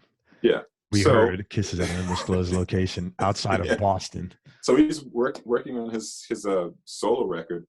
And at the time, this keyboard called the Chroma had come out, and it was one of the first digital piano things you could like call sounds up with buttons. You didn't have to, program synth. It was all right away. The keyboard player in the band I was in had one. So the studio heard that this particular guy had one, so they wanted to rent it from him. I said, I'll take it over there for him. So I take it over there, walk in the studio. So there was a small mound of something, an illegal substance near the workspace that they were using for inspiration. And I came. That was very PC. That was congratulations. I came, I dropped the keyboard, introduced myself, and I said, well, I'm a bass player. And I handed, Vinny my card. And he said, oh, thanks. Well, whatever. If we need somebody, we'll give you a call. A couple of days go by, and I get the phone call. We need somebody to cut some bass for us. You want to come down and play bass? Sure. I show up, and my card is what they were using to divide the inspirational substance into, so they could partake in it for their inspiration. Right. So the moral of the story is they were using my card. Get thick card stock. Yeah.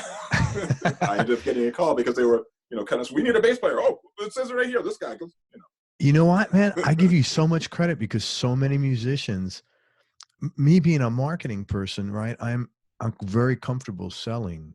And in my mind, nothing gets bought until it gets sold. Yeah. Then that doesn't mean get shoved up someone's ass. It means sold. There's a lot of different ways to sell. You can be a dick about things, or you could just know how to sell. But I give you so much credit for doing that. Very few musicians would have had the balls to do that. Not balls like in a bad way, but like the courage is probably a better word. Why not? You're in there. How many times are you going to walk in and see Vinnie Vincent and say, hey, I'm a bass. Yeah. Good for you, man.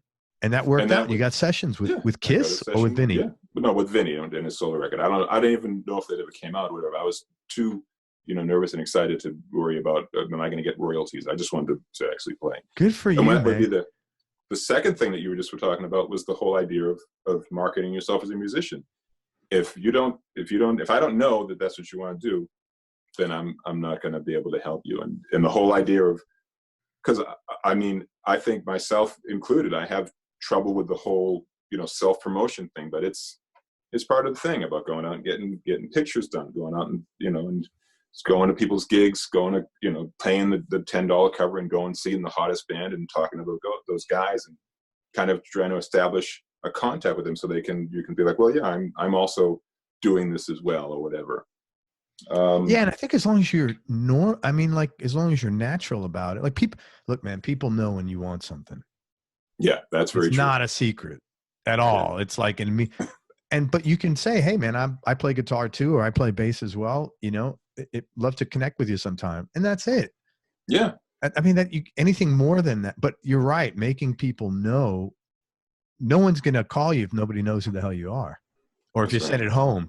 No one's coming out. If you don't go out to the gig, you're not going to get the job, any job. That's the real truth. It's hard. Yeah, it's a hard one to swallow, but you got to go and do.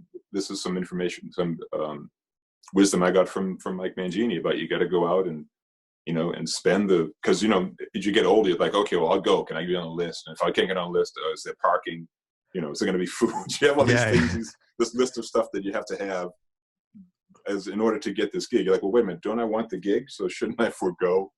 But yeah, you go out and you hang out and you meet people and you let them know that, and then that way they get to know you. And then if somebody's going to recommend somebody for something, I'm not going to be like, well, yeah, this guy's really good. I don't know anything about him. He might be an alcoholic, but he plays the instrument. So give him a shot. Yeah, right. You got to talk to people. Give him a shot, literally. This business, as a guy coming from the business world, this business is probably more than any business I've been exposed to, so driven on recommendations, more than any business. And on my marketing end, I've worked in 110, 115 industries.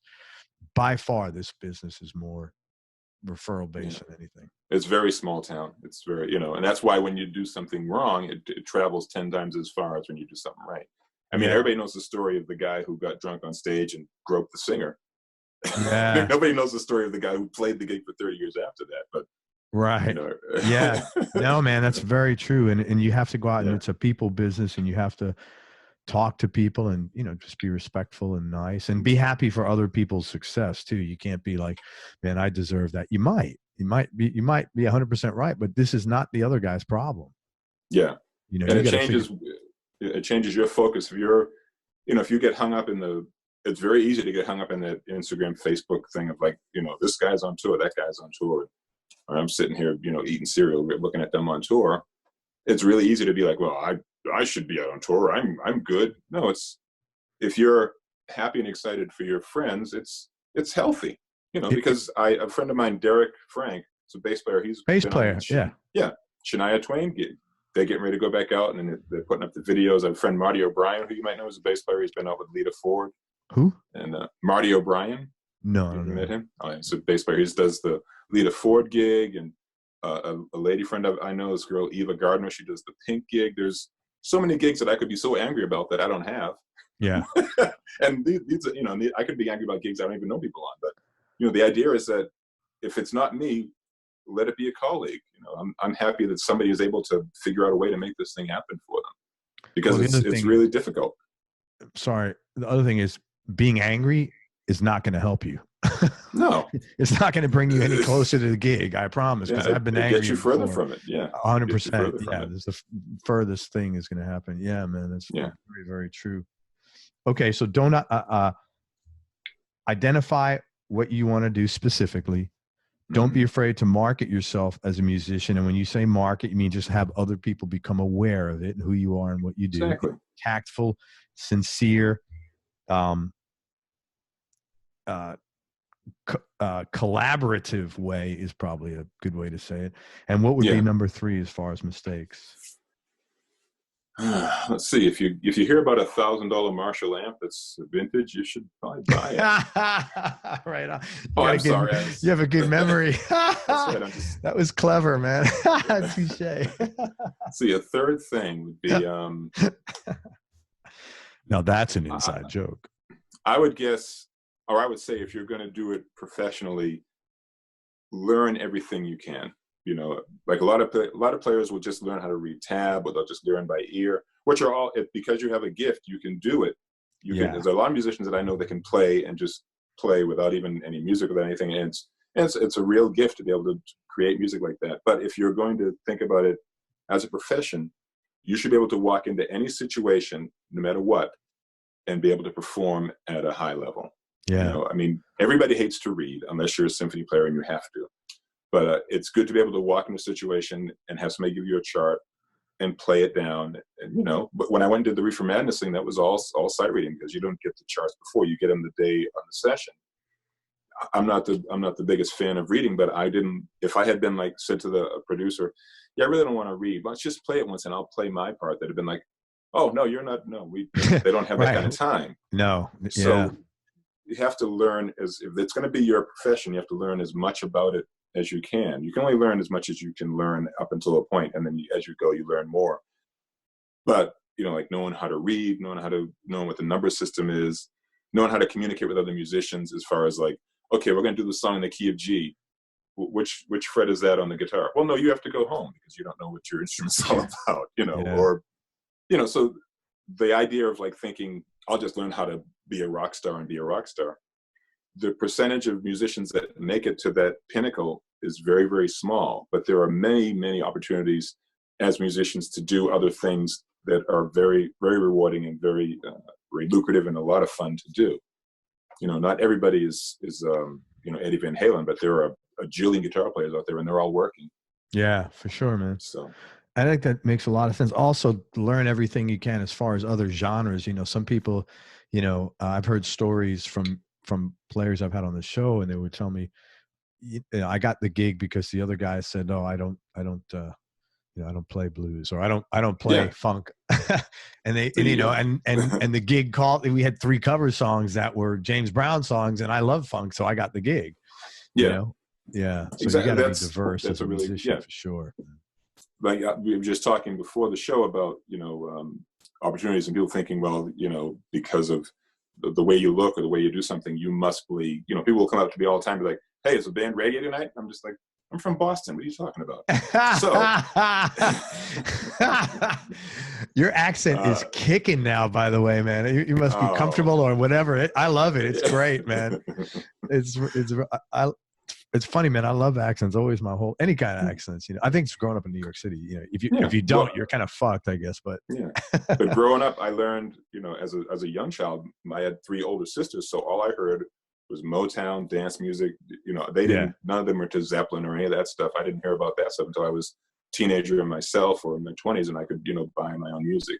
Yeah. So all the way up until that point, all I had learned is, you know, Mr. Big Stuff and, you know, James Brown and all that kind of stuff. And then I get into bands in high school, and all the guitar players want to play rock bands, want to play rock songs. So I had to go and like get Peter Frampton and get this one and get Zeppelin and kind of immerse myself in that so I could go and then have that conversation about it. And then when I got the gig with Steve, I had not really played outside of jazz. I had not really played instrumental hard rock music before, but I wasn't going to let that stop me from getting the opportunity to play the gig. So I learned about that kind of music. So when I got there, I would have an idea about the language. I mean, I'm still learning now, but the idea is you go in to a situation not knowing what is going to take you to the next level. I mean, I'd love to be, you know, the king of funk, but I'm happy that I'm a working musician.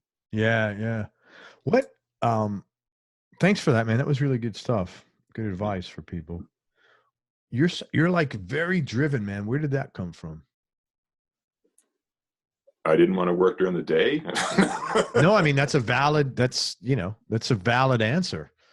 And I've heard that answer many times. I've always enjoyed playing my instrument. So even if I hadn't had, you know, the success that I have had, I'd still be playing, and, you know, I still have the attitude of a working musician. So it's nice to play, you know, really cool venues and have catering and be on a fancy bus. But when that ends, I know that I'll be back in my car, loading my car, going, you know, dragging it upstairs to play, you know, 4 hours a night for $200. So I guess my drive is that as far as music goes, I try not to say no. And then also, I am not afraid to say no, which is a very different thing. You know, because for years I would say, well, I got to take the gig because I have to gig. And then you go there and it's an awful gig, and maybe the club owner doesn't pay them, and it's like, well, it's only $40. And I'm like, but you promised 200. Yeah, but we didn't have a lot of people in the club, so everybody has excuses. Yeah. So it's great to be able to be prepared to take any kind of gig. It's also really, it's a real great release to be able to go, you know what, I don't need to do that. Yeah. And be able to have confidence to be able to say it and not think it's going to, tank your career, because that's what a lot of musicians will think. If I don't take that gig, it's going to get around that I say no to gigs and nobody will call me. Right. So.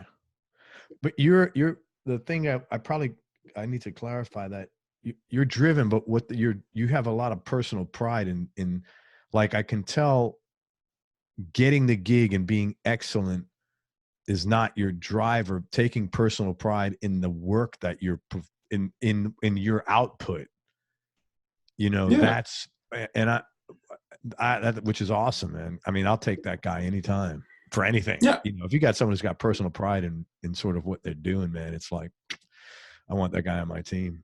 Yeah, it's nice to do a good job, and like, I prefer to like they say, over prepare. What is it? Under promise and over deliver. Over deliver, yeah, man. Yeah, I prefer to be in that situation so that I can come in, and it's awful to come into a gig or to a performance thing or anything, and you walk in, they're saying, oh wait, but it's going to be, the charts are going to be in a different key, and you're like, but I learned them in this key. Can't play, you have to be able to immediately just, okay, we'll do it in that key, and have it be fun, because if you're prepared, you can't prepare for everything, but if you're prepared, you can be flexible to be in the moment with it, and that makes the performance. Then it's not, oh my God, and you're sweating. Then it's, oh, this is a new challenge. I didn't think about doing it like this. Right. So, low points. Tell me about any low points or dark periods you've had to deal with, and how'd you get through them? Well, and here we go with another long story. I would say that all musicians are constantly on the verge of the ultimate in success and on the verge of the ultimate in despair. Yeah. Low points. I had this conversation with a friend of mine about a gig. It was a few years before I got to audition for Steve, but I was on this, playing these hotel gigs, and at a New Year's Eve gig that didn't really pay Flash? much. No, this was after I had been in Flash, and was, okay. It was in between. You're constantly looking for gigs. So I ended up getting on this gig at this place called Hampton Beach. It was a hotel up there. Hampton Beach is up in New Hampshire. We played the gig, and it was, it wasn't really that great. And so I was laying in the hotel, wide awake in my bed, thinking, I need something to happen so that I can see that this is the right thing. I guess the come to Jesus moment where I'm like, if I'm not supposed to do this, that's cool. Let me know. Do something. Yeah. Let me know so I can stop beating myself about it. Or if there's an opportunity that's coming, bring it to me so I can feel inspired. Yeah. And so after that, a few months after that, I ended up getting a gig in this band called World Premiere, which was a hip hop band, a hip hop like show band that did really great things. We went to Japan and did all kinds of fun stuff. And holy shit! Wait a minute. Was JT Thomas the drummer in that? No, the drummer was what's his name? Tony Hobbs.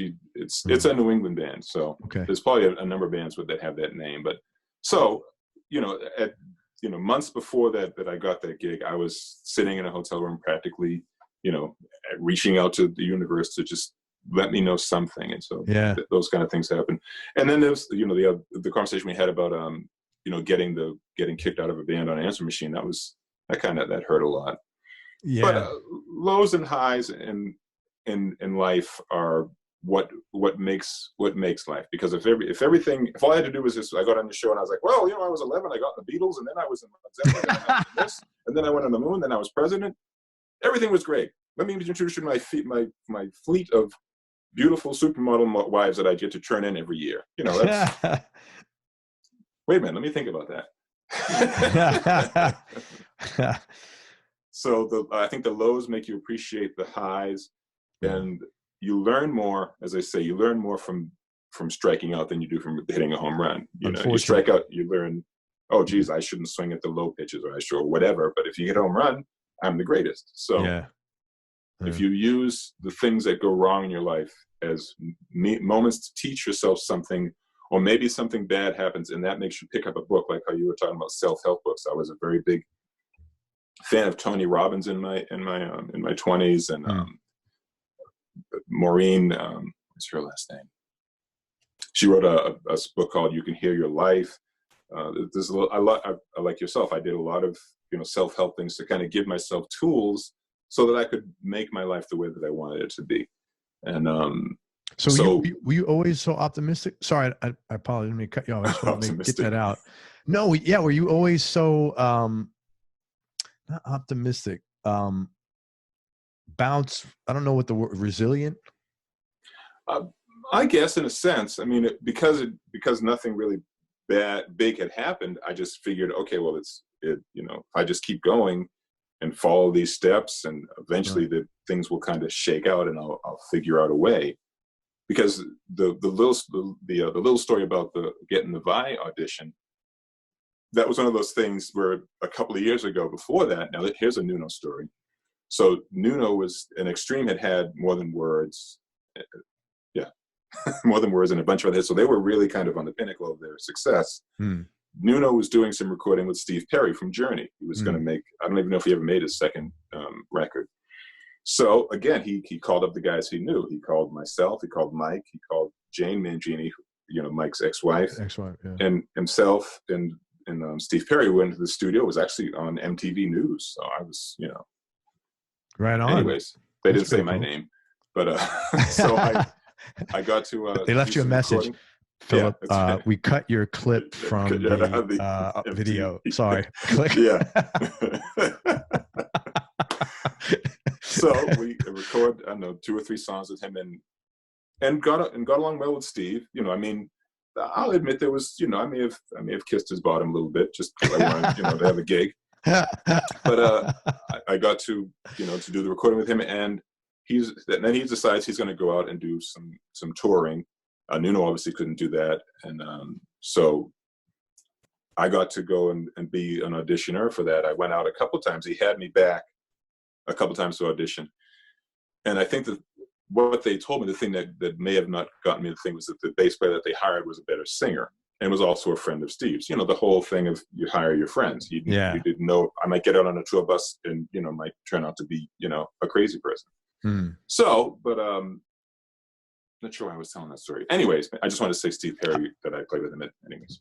Right on, man. You're allowed. But I think you're talking about highs and lows. Yeah. So anyway, so I get that. I get the audition for him, and I think, okay, this is it. It's going to happen. I'm going to get on Steve Perry's band, and then, the Fleet of Supermodel thing. That's all going to happen. Go, and then eventually he decides to hire a different guy. Tells me, and I'm really sad. So it's nobody likes me. I can't play bass.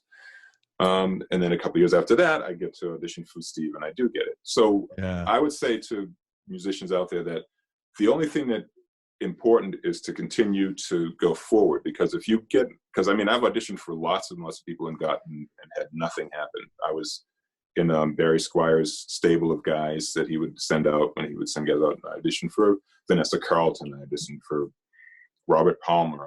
The list goes on and on of guys that I auditioned for and had really good rapport with them. Manhattan Transfer. It's a long list of people that you kind of go and play with, and it's usually what happens is like the story with Manhattan Transfer, which I loved, is I went and auditioned, and I'm playing, and they were like, "Oh, can you stay and help us audition with the guys?" They were hiring a guitar player and a drum and a bass player. So I go, and I'm thinking, because they're having me stay for that's pretty good to play audition. I'm preliminary feedback. I'm like going home and like looking up their tour schedule, thinking, okay, we're gonna go here, and I've been there, and I'm all excited about it. They ended up hiring the drummer's cousin, because the drummer's cousin was a bass player, and he knew, and the drummer knew him and knew what to expect, and they were thinking, well, he plays with Steve Vai, so he's probably going to play too loud. And all the auditions that all of us have done that it didn't work out, it's always something simple like that. When I auditioned for Macy Gray, she wanted a girl bass player. Well,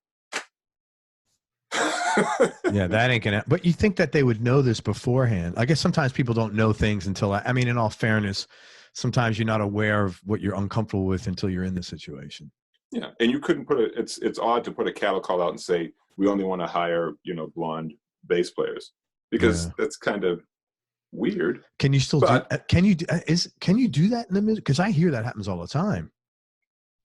Well, but maybe, you know what, it happened. Maybe they don't put it out like that. They wanted to, yeah. Okay. This is what they were looking for. Yeah, that's why they put the list out for everybody. So everybody comes along with a bunch of blonde guys or a bunch of girls. And then they can say, okay, well, we're not going to use those guys because we don't even want that kind of thing. We want this. I auditioned for a band called the Bees. I bring up the blonde thing because I auditioned for this band called the Bees. They're like Journey. They're Journey's, they're Japan's equivalency to Bees, B''Z. Yeah. Bees. Yeah. So Shane Gaulis. Yeah, he's on the gig. And Billy Sheehan was doing it before, and then he decided to move on. So they want audition bass players. I went down, auditioned, played the songs, played them to the best of my ability. They wanted a blonde guy. You could have dyed your hair blonde. Had I known in advance. But again, so, you know, they might not have liked me as a player or whatever, but I know that the real thing was that they wanted to have a certain look for their band. Yeah. They wanted a blonde guy. So, you know, it's hard when you don't get an audition to not take it out on yourself. Yeah. But it's good to know that the reason that you didn't get a gig all the time isn't because, you went in and I didn't get the Macy Gray thing. It'd been nice if I knew the name of the songs probably. But they wanted a girl. That's a tough thing to swallow though, man. I'm just thinking of myself in that position. Even because, you know, you come home, you could say, yeah, well, they really weren't looking for me anyway. But the problem hurts. Well, because they sent you on an emotional roller coaster. Yeah. And that's not cool. And it's the nature of the business. I get it. Because there are a million guys out there that were standing in line behind me and in front of me wanting to do the gig. So yes. So you got no choice, but it's still, it's like, it's just, I could, like, you know, it stings a little bit. You know, I can see that definitely biting you in the butt a little bit, not, you know, and then I guess you get to a point where you're like, you know, fuck it. You know, that's the way it grows. I'm used to it. Yeah. That wasn't the right opportunity. You know, now we're going to get all spiritual and universal, but that obviously wasn't the right opportunity for me, you know, because and then the other thing that people will say is, don't you wish you had success when you were in your 20s or in your teens? And I think, yeah, that would have been cool, but I might be a headstone if that were the case. If people had been saying yes to me all along, I'd have asked for some really strange things. Yeah, you know, I used to really beat myself up over that. And I came to the conclusion that I'm really grateful that whatever happened, because maybe I'd have been doing something and made a left turn and got killed. Maybe my son would have gotten hurt. You know, maybe I never would have met my wife. You know, you got to just be. I think maybe it's a cop out, but you have to. For me, I've feel better being grateful for what I have and. You know, not think. It's every time you look in the rear of your mirror, nothing good comes out of it. Yeah, the journey in the life is forward. It's not what could have been, what should have been. Yeah, I mean, and the great thing is we live in the country where you could change any second and you have a whole new life. It's up to you. That's very true. We don't realize how fortunate we are with where we live, because when I meet students from overseas that have come to, you know, MI or even to that other place that I was at, LACM, they would be, you know, just so thrilled to be, you know, in California, because it's, you know, to them, these are made the appearance of, if you could just get there, everything will happen for you, you know. Yeah. And we take it for granted, you know. We're like, the traffic. Yeah, but if you're born in Syria, I mean, like, you know, this is like, you can't even have an instrument if it's not in your family's heritage. It's you know, your dad's a dentist, you have to be a dentist. Well, I don't know. Then they have to hit you with a stick until you say, I want to be a dentist. Yeah. No, there's a lot of, you know, it's just easier to be grateful. And I know some people might feel that's a cop out, but that's a choice. I choose not to beat myself up. Yeah. I've done that. It really doesn't feel good. And I get nothing out of it. Short term and long term, it's even worse. Yeah. You know, so if that's a coping skill, it doesn't change any of it. No, right. You know, so. And I don't think it's a coping skill in the sense that if you can kind of go, okay, well, this happened because of this. Okay, so when I go to the next audition, I'll ask better questions about, you know, certain things. Or like when I was surprised with the sight reading I'll get surprised with sight reading on something, or somebody will show up and the singer will be like, well, yeah, I learned all the songs, but it's a different singer, so we got to do them all up a third or down a third.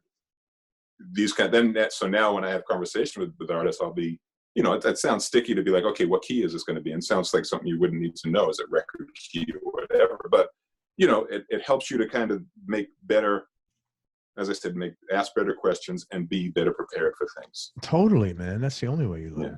No, I agree with you. Hey, let me ask you, tell me your favorite musicians you've enjoyed playing with. God, there's been hundreds of great ones.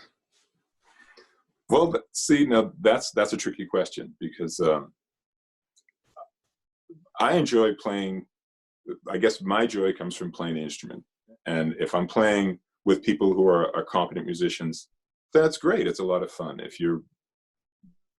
I can't, say that playing with Steve is better than playing with this one or playing with that one or playing with that one. There are things all around. Like you just mentioned the guy, Steve Pfister, who I play with him and Sandro Feliciano. We have the Steve Pfister band. We have a great time playing. I mean, we don't play, we're supposed to be going out on the road the end of this year, but things are getting canceled. So I'm hoping that if they can get this coronavirus together, that the world will kind of come back on its axis and be able to have things again. But I was supposed to do a fantasy, one of those rock star fantasy camps in Italy that got canceled because of the coronavirus. Oh, there was some stuff that sucks. Yeah, there was some stuff I had in July that's already been canceled. South by Southwest has been canceled. So yeah, I heard about. Anyways, wow. Your question about great musicians that I've played with, when somebody is competent and has decent music or whatever, if it's a good hang, it's a good hang. I have very few bad stories about musicians that I played with. I played with guys who've cheated you out of money. That always sucks. But the playing was fun. Yeah. But the business end of it. Oh, and here's another to get back to your points that musicians make. Never assume that everything is going to be taken care of. Like if you agree to do a gig and you don't say how much is this gig going to pay, if you're not willing to say that, then you're setting yourself up to not get anything. Okay, so how does the business work? When you go say, hey, what is it? What does a gig pay? $200, whatever the number is. Do you then say, okay, here, let's sign an agreement? How does that work? It's more of a verbal thing. But if I text somebody or send them an email and they send me the email back, now I've got electronic. Yeah. I mean, years ago it was always just a phone call and a handshake. It was very much right. above board. People usually didn't. There would be times when something would happen and you get an explanation instead of getting your money, which is too bad. But as I was saying, don't assume you're going to get taken care. You're going to get or don't assume. Oh, well, I'm sure there'll be backline. Then you show up, you got no amp, and there's no amp. Yeah.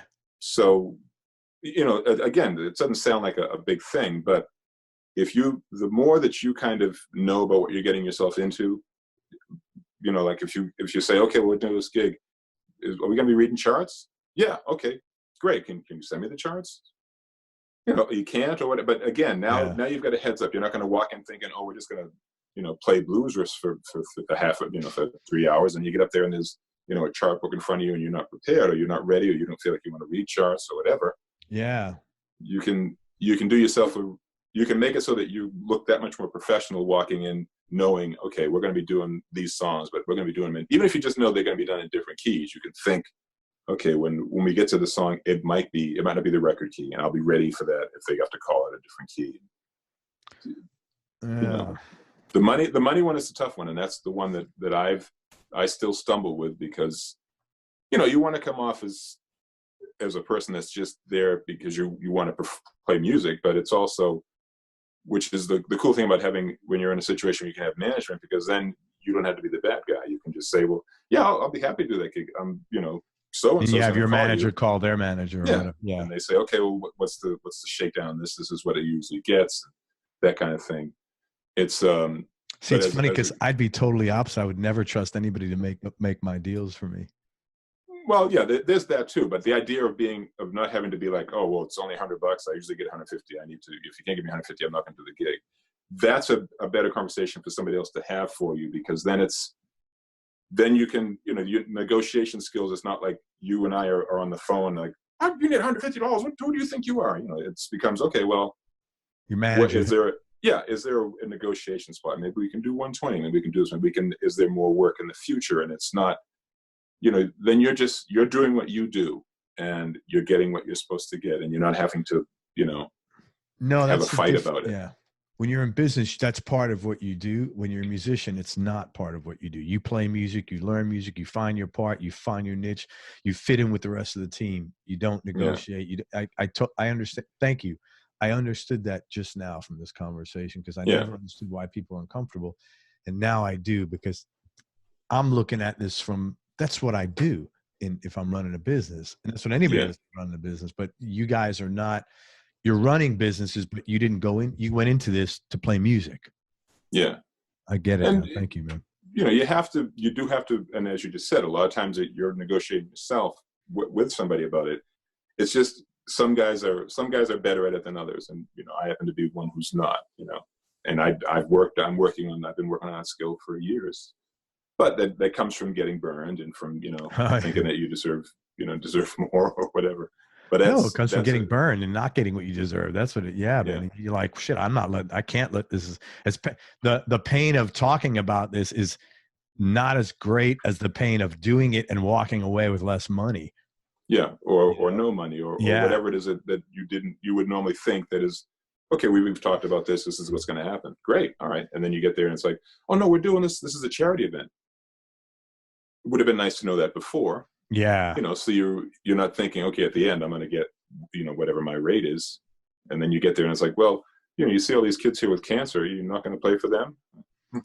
Well, then you're blackballed because you even though you didn't get paid. So it's a weird thing. Yeah. So Steve has a really great story about Frank Zappa. I don't think I get in trouble for telling it. There was so they were, Zappa was so notorious on the road, go out on the road and play for months at a time, record. He's that's Steve's mentor. He really models kind of his approach with conducting a band, leading a band on some of the skills he got from Frank. But so they're out on the road in the Zappa band playing, and somehow one of the guys' piece of luggage, all of his clothing and everything, either got left out or got stolen or something. So get on the bus, wake up the next day, all he has is the clothes on his back. And so Frank said, we should probably, pass that around and get some money so we can give some money to so-and-so so we can go to the mall, get some clothes, get some things, get himself together. Everybody's like, sure, here's $20, $20 here. One guy said, I'm not giving any money for that.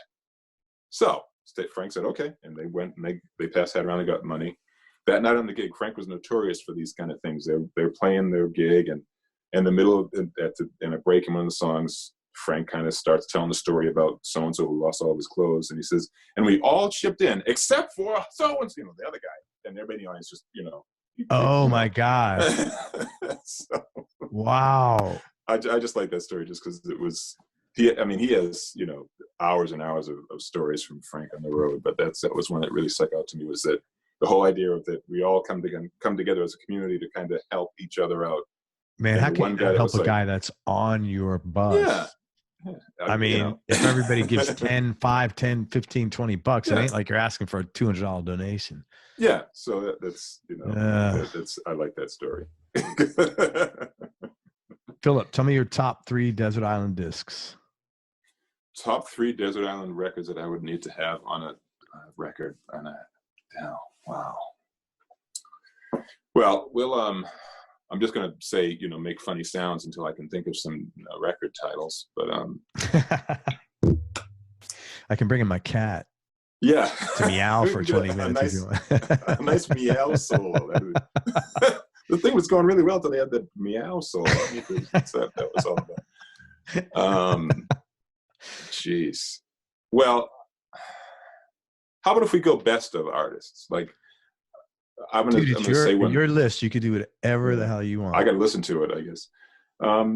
Maybe a best of like the Beatles would be something. You could even say box sets, man. I'm gonna go nuts today. Oh, good. Just okay. Throwing shit away. Box sets, man. Beatles so box set. I'd definitely go with something like that, just because the songwriting was so clever in that band. They were really able to, the whole idea of that people made fun of. They take 3 chords and they write all these, they make songs with it, but they actually did that and used harmony and theory and all these really cool things. I mean, George Martin was behind a lot of that too, but they did a really great job of making really great, concise, powerful pop songs that were not just, like what's out, like the Cardi. Not am I making fun of Cardi B? I don't need a gang with her, but artists that's the one who does that, right? Yeah, they'll have, they'll throw in a drum groove and they'll yell some obscenities over it and put a sample behind it, and it's a hit record. Now I'd love to have a hit record. I'm not. Oh my God, I'm not doubting.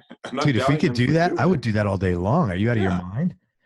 There is obviously there's a skill to what they're doing, but I would do them all day long. Yeah. Just so there's obviously as I said, there's a skill to it, and they're creating music in the best way that they can. But is it does it evoke like harmony? Does it make you want to create something similar to that?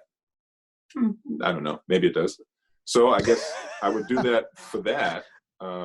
Then I guess I would probably want to have some kind of orchestral box set, if we're going to go some kind of orchestral stuff, like Brahms, Beethoven, Haydn, Chopin, Wagner. There's so many great composers from that era, and all the funny thing about all that music is that it continues to be played.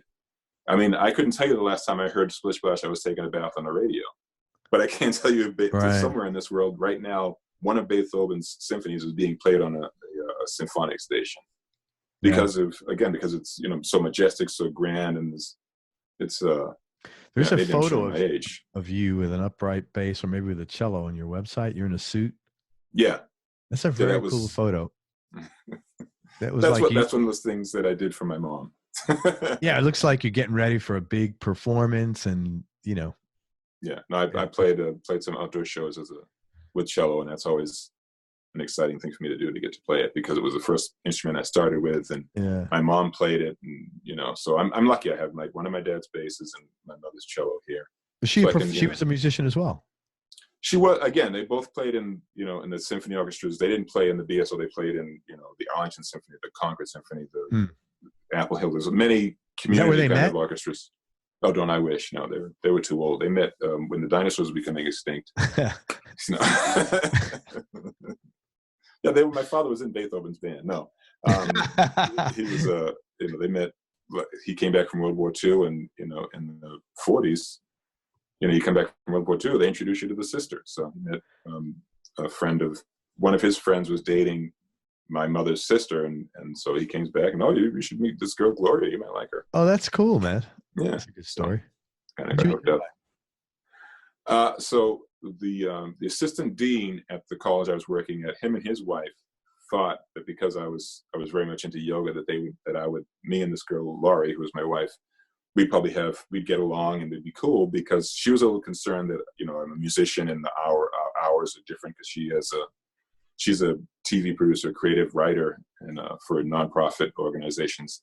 So her day starts at 6, 7 in the morning, and she does whatever she's doing, whether she's on location or in an office or here, either writing or creating or something like that. And most of my stuff happens, afternoon to evening. So our clocks would be on different pulses. And she was concerned about that. But she said, well, he likes yoga. You guys could do yoga together. So we went on a date, and I managed to wake up early enough in the morning to be able to convince her to marry me. So that's very cool. You've been together a long time, no? Yeah, we've been together 13 years now and married 8 of them. So very cool, man. In a row too, nice. Just What's that? In a row? That's nice. In a row. I know you speak highly of her, so I know you guys like each other, which is cool. Yeah, she's okay in my book. Beatles. So Beatles, some symphonic stuff, some kind of symphonic thing, and then I would guess. Now on this island, am I going to have an instrument, or is it like me and Wilson? Am I just going to have a ball and not be able to shave? I have not planned that far out, but I mean, it's your island, really. You can make whatever. All I want to know is what music you want to have. Music, there. Yeah, I know. Musicians all do that, though. When you ask a musician that question, like, well, if I was on an island, I'd probably want to hear. I'm like, wow, like I would never think of that. Yeah, it's funny. I would just think, what's my 3 favorite records? Yeah. Well, the reason I say is, I have an instrument there, because if I'm going to have an instrument there, well, then if I have a bass, then I would probably want to listen to, all the masters of the bass. I mean, that I've been, listen to Jocko, listen to Victor, listen to Stanley Clarke, Larry Graham. So some kind of feeling that I could listen to that and then be inspired to kind of create some stuff on my instrument. Now, if I don't have an instrument there, I don't think that would be a good choice, because I'd be doing it'd be like a heroin addict, and the heroin is on the other island, and I can see it, but I can't actually have it.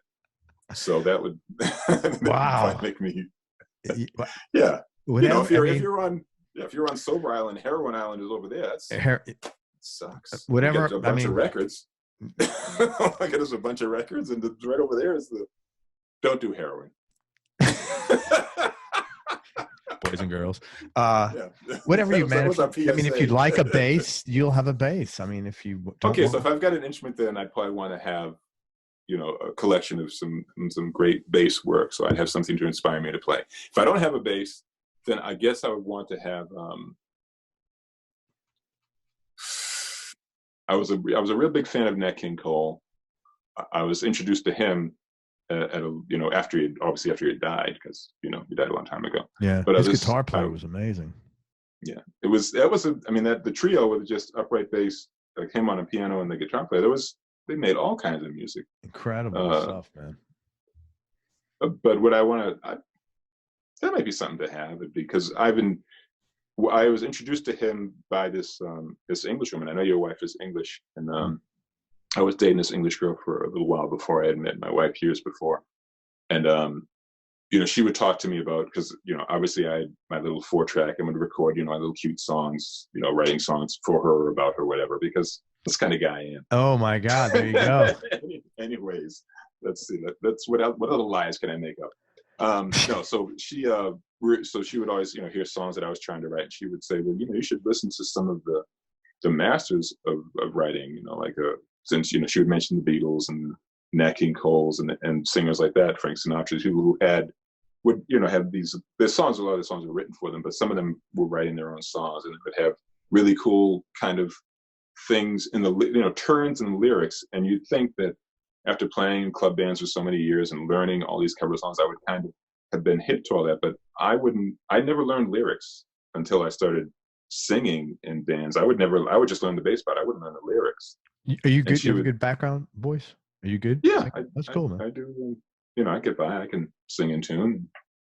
But so she had never, and she would listen to my songs, and the lyrics would be, well, there was a turtle in the lake, and then I saw some chickens, and they'd just be all. I didn't write songs about turtles and chickens, but the lyrics would be, the first verse might not have something to do with the second verse, because I was more thinking rhythmically than I was thinking about storytelling. And so she said, you should listen to these guys and listen to how they are spinning a story with their lyric. Like Sting is probably, now that's somebody that I really am enamored with, because he is able to use the English language to create these really compelling lyrics. Like within two or three verses, he tells an entire story with, paints a complete picture of exactly what's going on.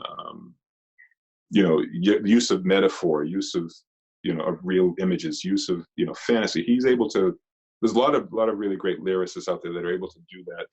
And, you don't necessarily worry about the rhyme. You're telling the story. Bob Dylan is somebody who's not necessarily worried about the rhyme, but he's, storytelling. And so that's how I got turned on to Nat King Cole and listening to lyric as opposed to listening to just the bass part. There's a really good documentary on Andy Summers. I'm like halfway through it on Amazon Prime. I think it's a pretty good movie. What's it called? I don't remember. I can't think off the top of my head. Sorry. It's not Don't Stand So Close to Me, but I'm sorry. I don't know. Well, what you should do? Just go like this into the mic. And then later on, dub it over. Yeah, just go to Amazon Prime and put in Andy Summers. Put in Andy Summers. Yeah, I'm confident all my listeners can do that. Yeah, they have the technology.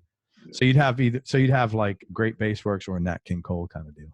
Yes, something that if I have the Beatles collection, I have so a real great example of some strong lyricists. But again, the older music, the way that they would use instrumentation, and it's really cool that before we kind of started putting the gloves on as far as things go, music in the 70s, and of course I say that just because that's music I grew up with, there was a lot more freedom to kind of, anything could be, if a good song was a good song, that's kind of the way I look at it. If you look at the hits from the 70s, when we came to the Madonna, Material World, and that kind of generation of music, it was okay. Well, this sound is what people like. Let's make a lot of that. That's really interesting, right? It became more about sound and less about content. Yeah. And vibe, sound and vibe, as opposed to content. Where I think in the 60s and 70s, probably because prior to that, there was no content, so to speak. Mm-hmm. Yeah. And then once that, then it took over sound. Yeah, like could you imagine Bohemian Rhapsody? As they always say, Bohemian Rhapsody would never be a hit record today because it's too long. Has all these things that would make it not friendly for radio, which it didn't have back then. But people were willing to try it. Took a shot. It's kind of a cool song. Yeah, people would take like I'll say like how was Afternoon Delight go so? How did that go so high up in the charts? That's one of those who knows, man. How did Muskrat Love become a #1 song for two different bands? I mean, there was another one Dave was telling me this because he subbed with Player. Yeah, Maybe Come Back. Great, yeah. But see, that's a great song, but with the way the market question mark. Yeah. Well, the way the market's set up today, they wouldn't have been able to release that because they'd be like, well, it's not really in any particular genre. I can't say it's going to play on R&B radio. It's not going to play on this. It's too slow to be a pop song. It's Yeah. There was less stratification of music back then. Yeah, it was just that's a cool song. Yeah. Let's see if we play it and anybody likes it. Yeah. I mean, there was a lot of cocaine involved, but that's the radio DJs. So. Hey, I got to ask you a tough question. Okay. What do you like most about yourself? Well, I am awesome. So let's start with that. I am awesome. Be specific. Yeah. What I like most about myself. The fact that I'm able to enjoy my life. Even when if things aren't, if I'm not, out playing on the steps of the Sphinx or whatever, I managed to find the ability to have joy for the most part. I mean, there are plenty of reasons I can be upset and be sad. Maybe I had too many, I shouldn't drink so many beers. All right, I can fix that. I don't need to be angry about it, but there are plenty of things I can be upset about. But for the most part, I'm pretty healthy. I get to play my instrument still. Most people seem to like me. You have any hobbies outside of music? Outside of music, hobbies. Well, I do like art. I like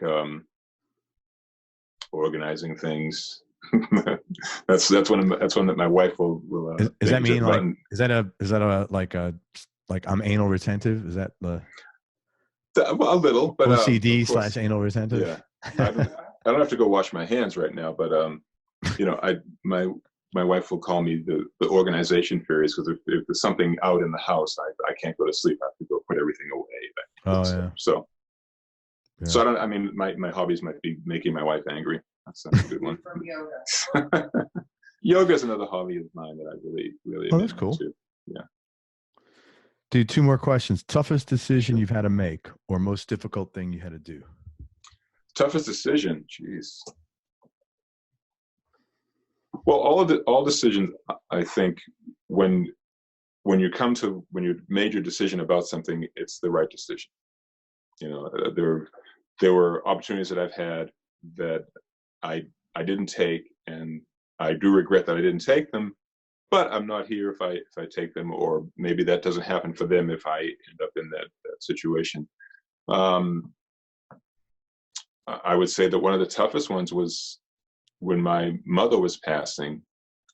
When your parents get old and it starts becoming that time. Myself and my eldest sister were very much in the camp of, okay, well, because my parents didn't make or leave any kind of what they want to happen if there's, if they get sick or they become incapacitated and nothing like that. They didn't leave any instructions as to, if they were on machines, they wanted to be kept alive or not. Myself and my eldest sister thought that it would have been best for us to continue to, keeping my mother alive on the machines. We did that for a while. My other 3 siblings were like, no, it's she wouldn't want that. We didn't know. So that was a really tough decision to stand by and say, I think we should let it kind of go a month or so and see if she can come back out of this thing. That's the toughest one, though. I've had several people say end of life decisions, man. Yeah, I don't have any regret about it.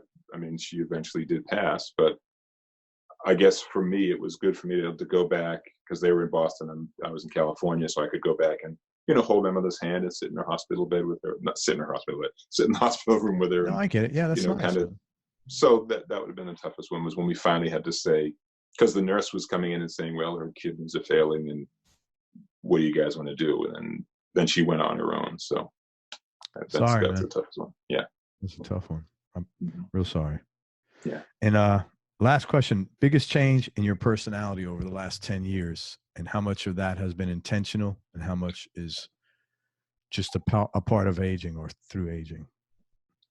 Well, as you age and as you go through life, you gain wisdom. My personality has changed as I've continued to grow and learn more about music business. It has helped me to be a better thinking person and be even more thoughtful. And I would even say that I give that a lot of that to my wife, of like learning how to be even more generous. My wife is notorious for being generous. We go someplace, she has to bring presents for everyone, and, that kind of thing. And with in my 20s and 30s, if I got invited to a party, you invite me to a party, where's the food? Where's the drink? I'm here. You said I could come. It sounds like a small thing, but you're supposed to. I guess that'd be something that I've learned to be, generous, and also learned about that whole you can't take it with you thing. And again, these are influences. So all you young musicians out there, if you have a good woman, do what you need to do to keep that good woman. Yeah, another lesson I learned from her was about the idea of, as I said, I was very much into organization, but I was also very much into kind of the whole dragon hoarder thing. It's like, well, I have to get everything, and keep it. Because, I'd have, 300 shirts and I wear 5 of them all the time. But I have to have all these. A lot of people do that. Yeah.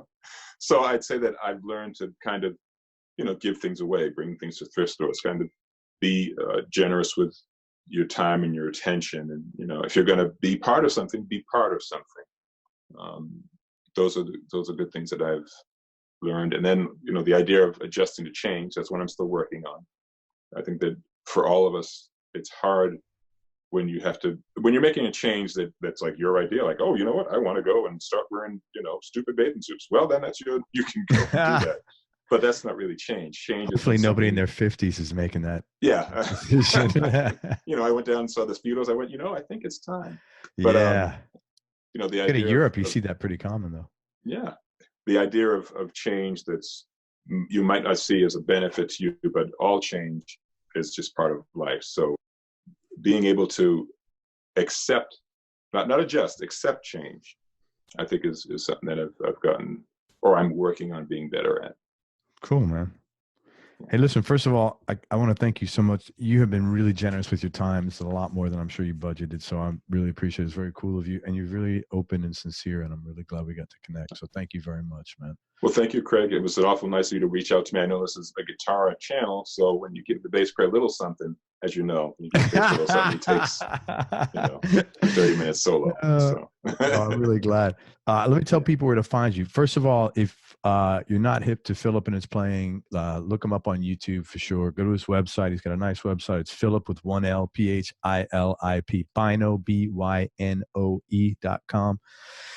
Also, if you are interested in working with Philip in a few different ways. One, if you're looking for someone for help with some bass tracks or some guidance in production or with children's music, or if you are looking for help along the lines of the consulting work that he does at MI to help sort of younger musicians navigate their way through the music business and what to do, what not to do. Go to his website. Again, it's Philip 1L, Bynoe, BYNOE, and there's a place you could send him an email. Just be kind of detailed and specific what you're looking for and why you're calling. That's the only thing I ask, so that he knows how to respond. Do you give bass lessons? I didn't ask that.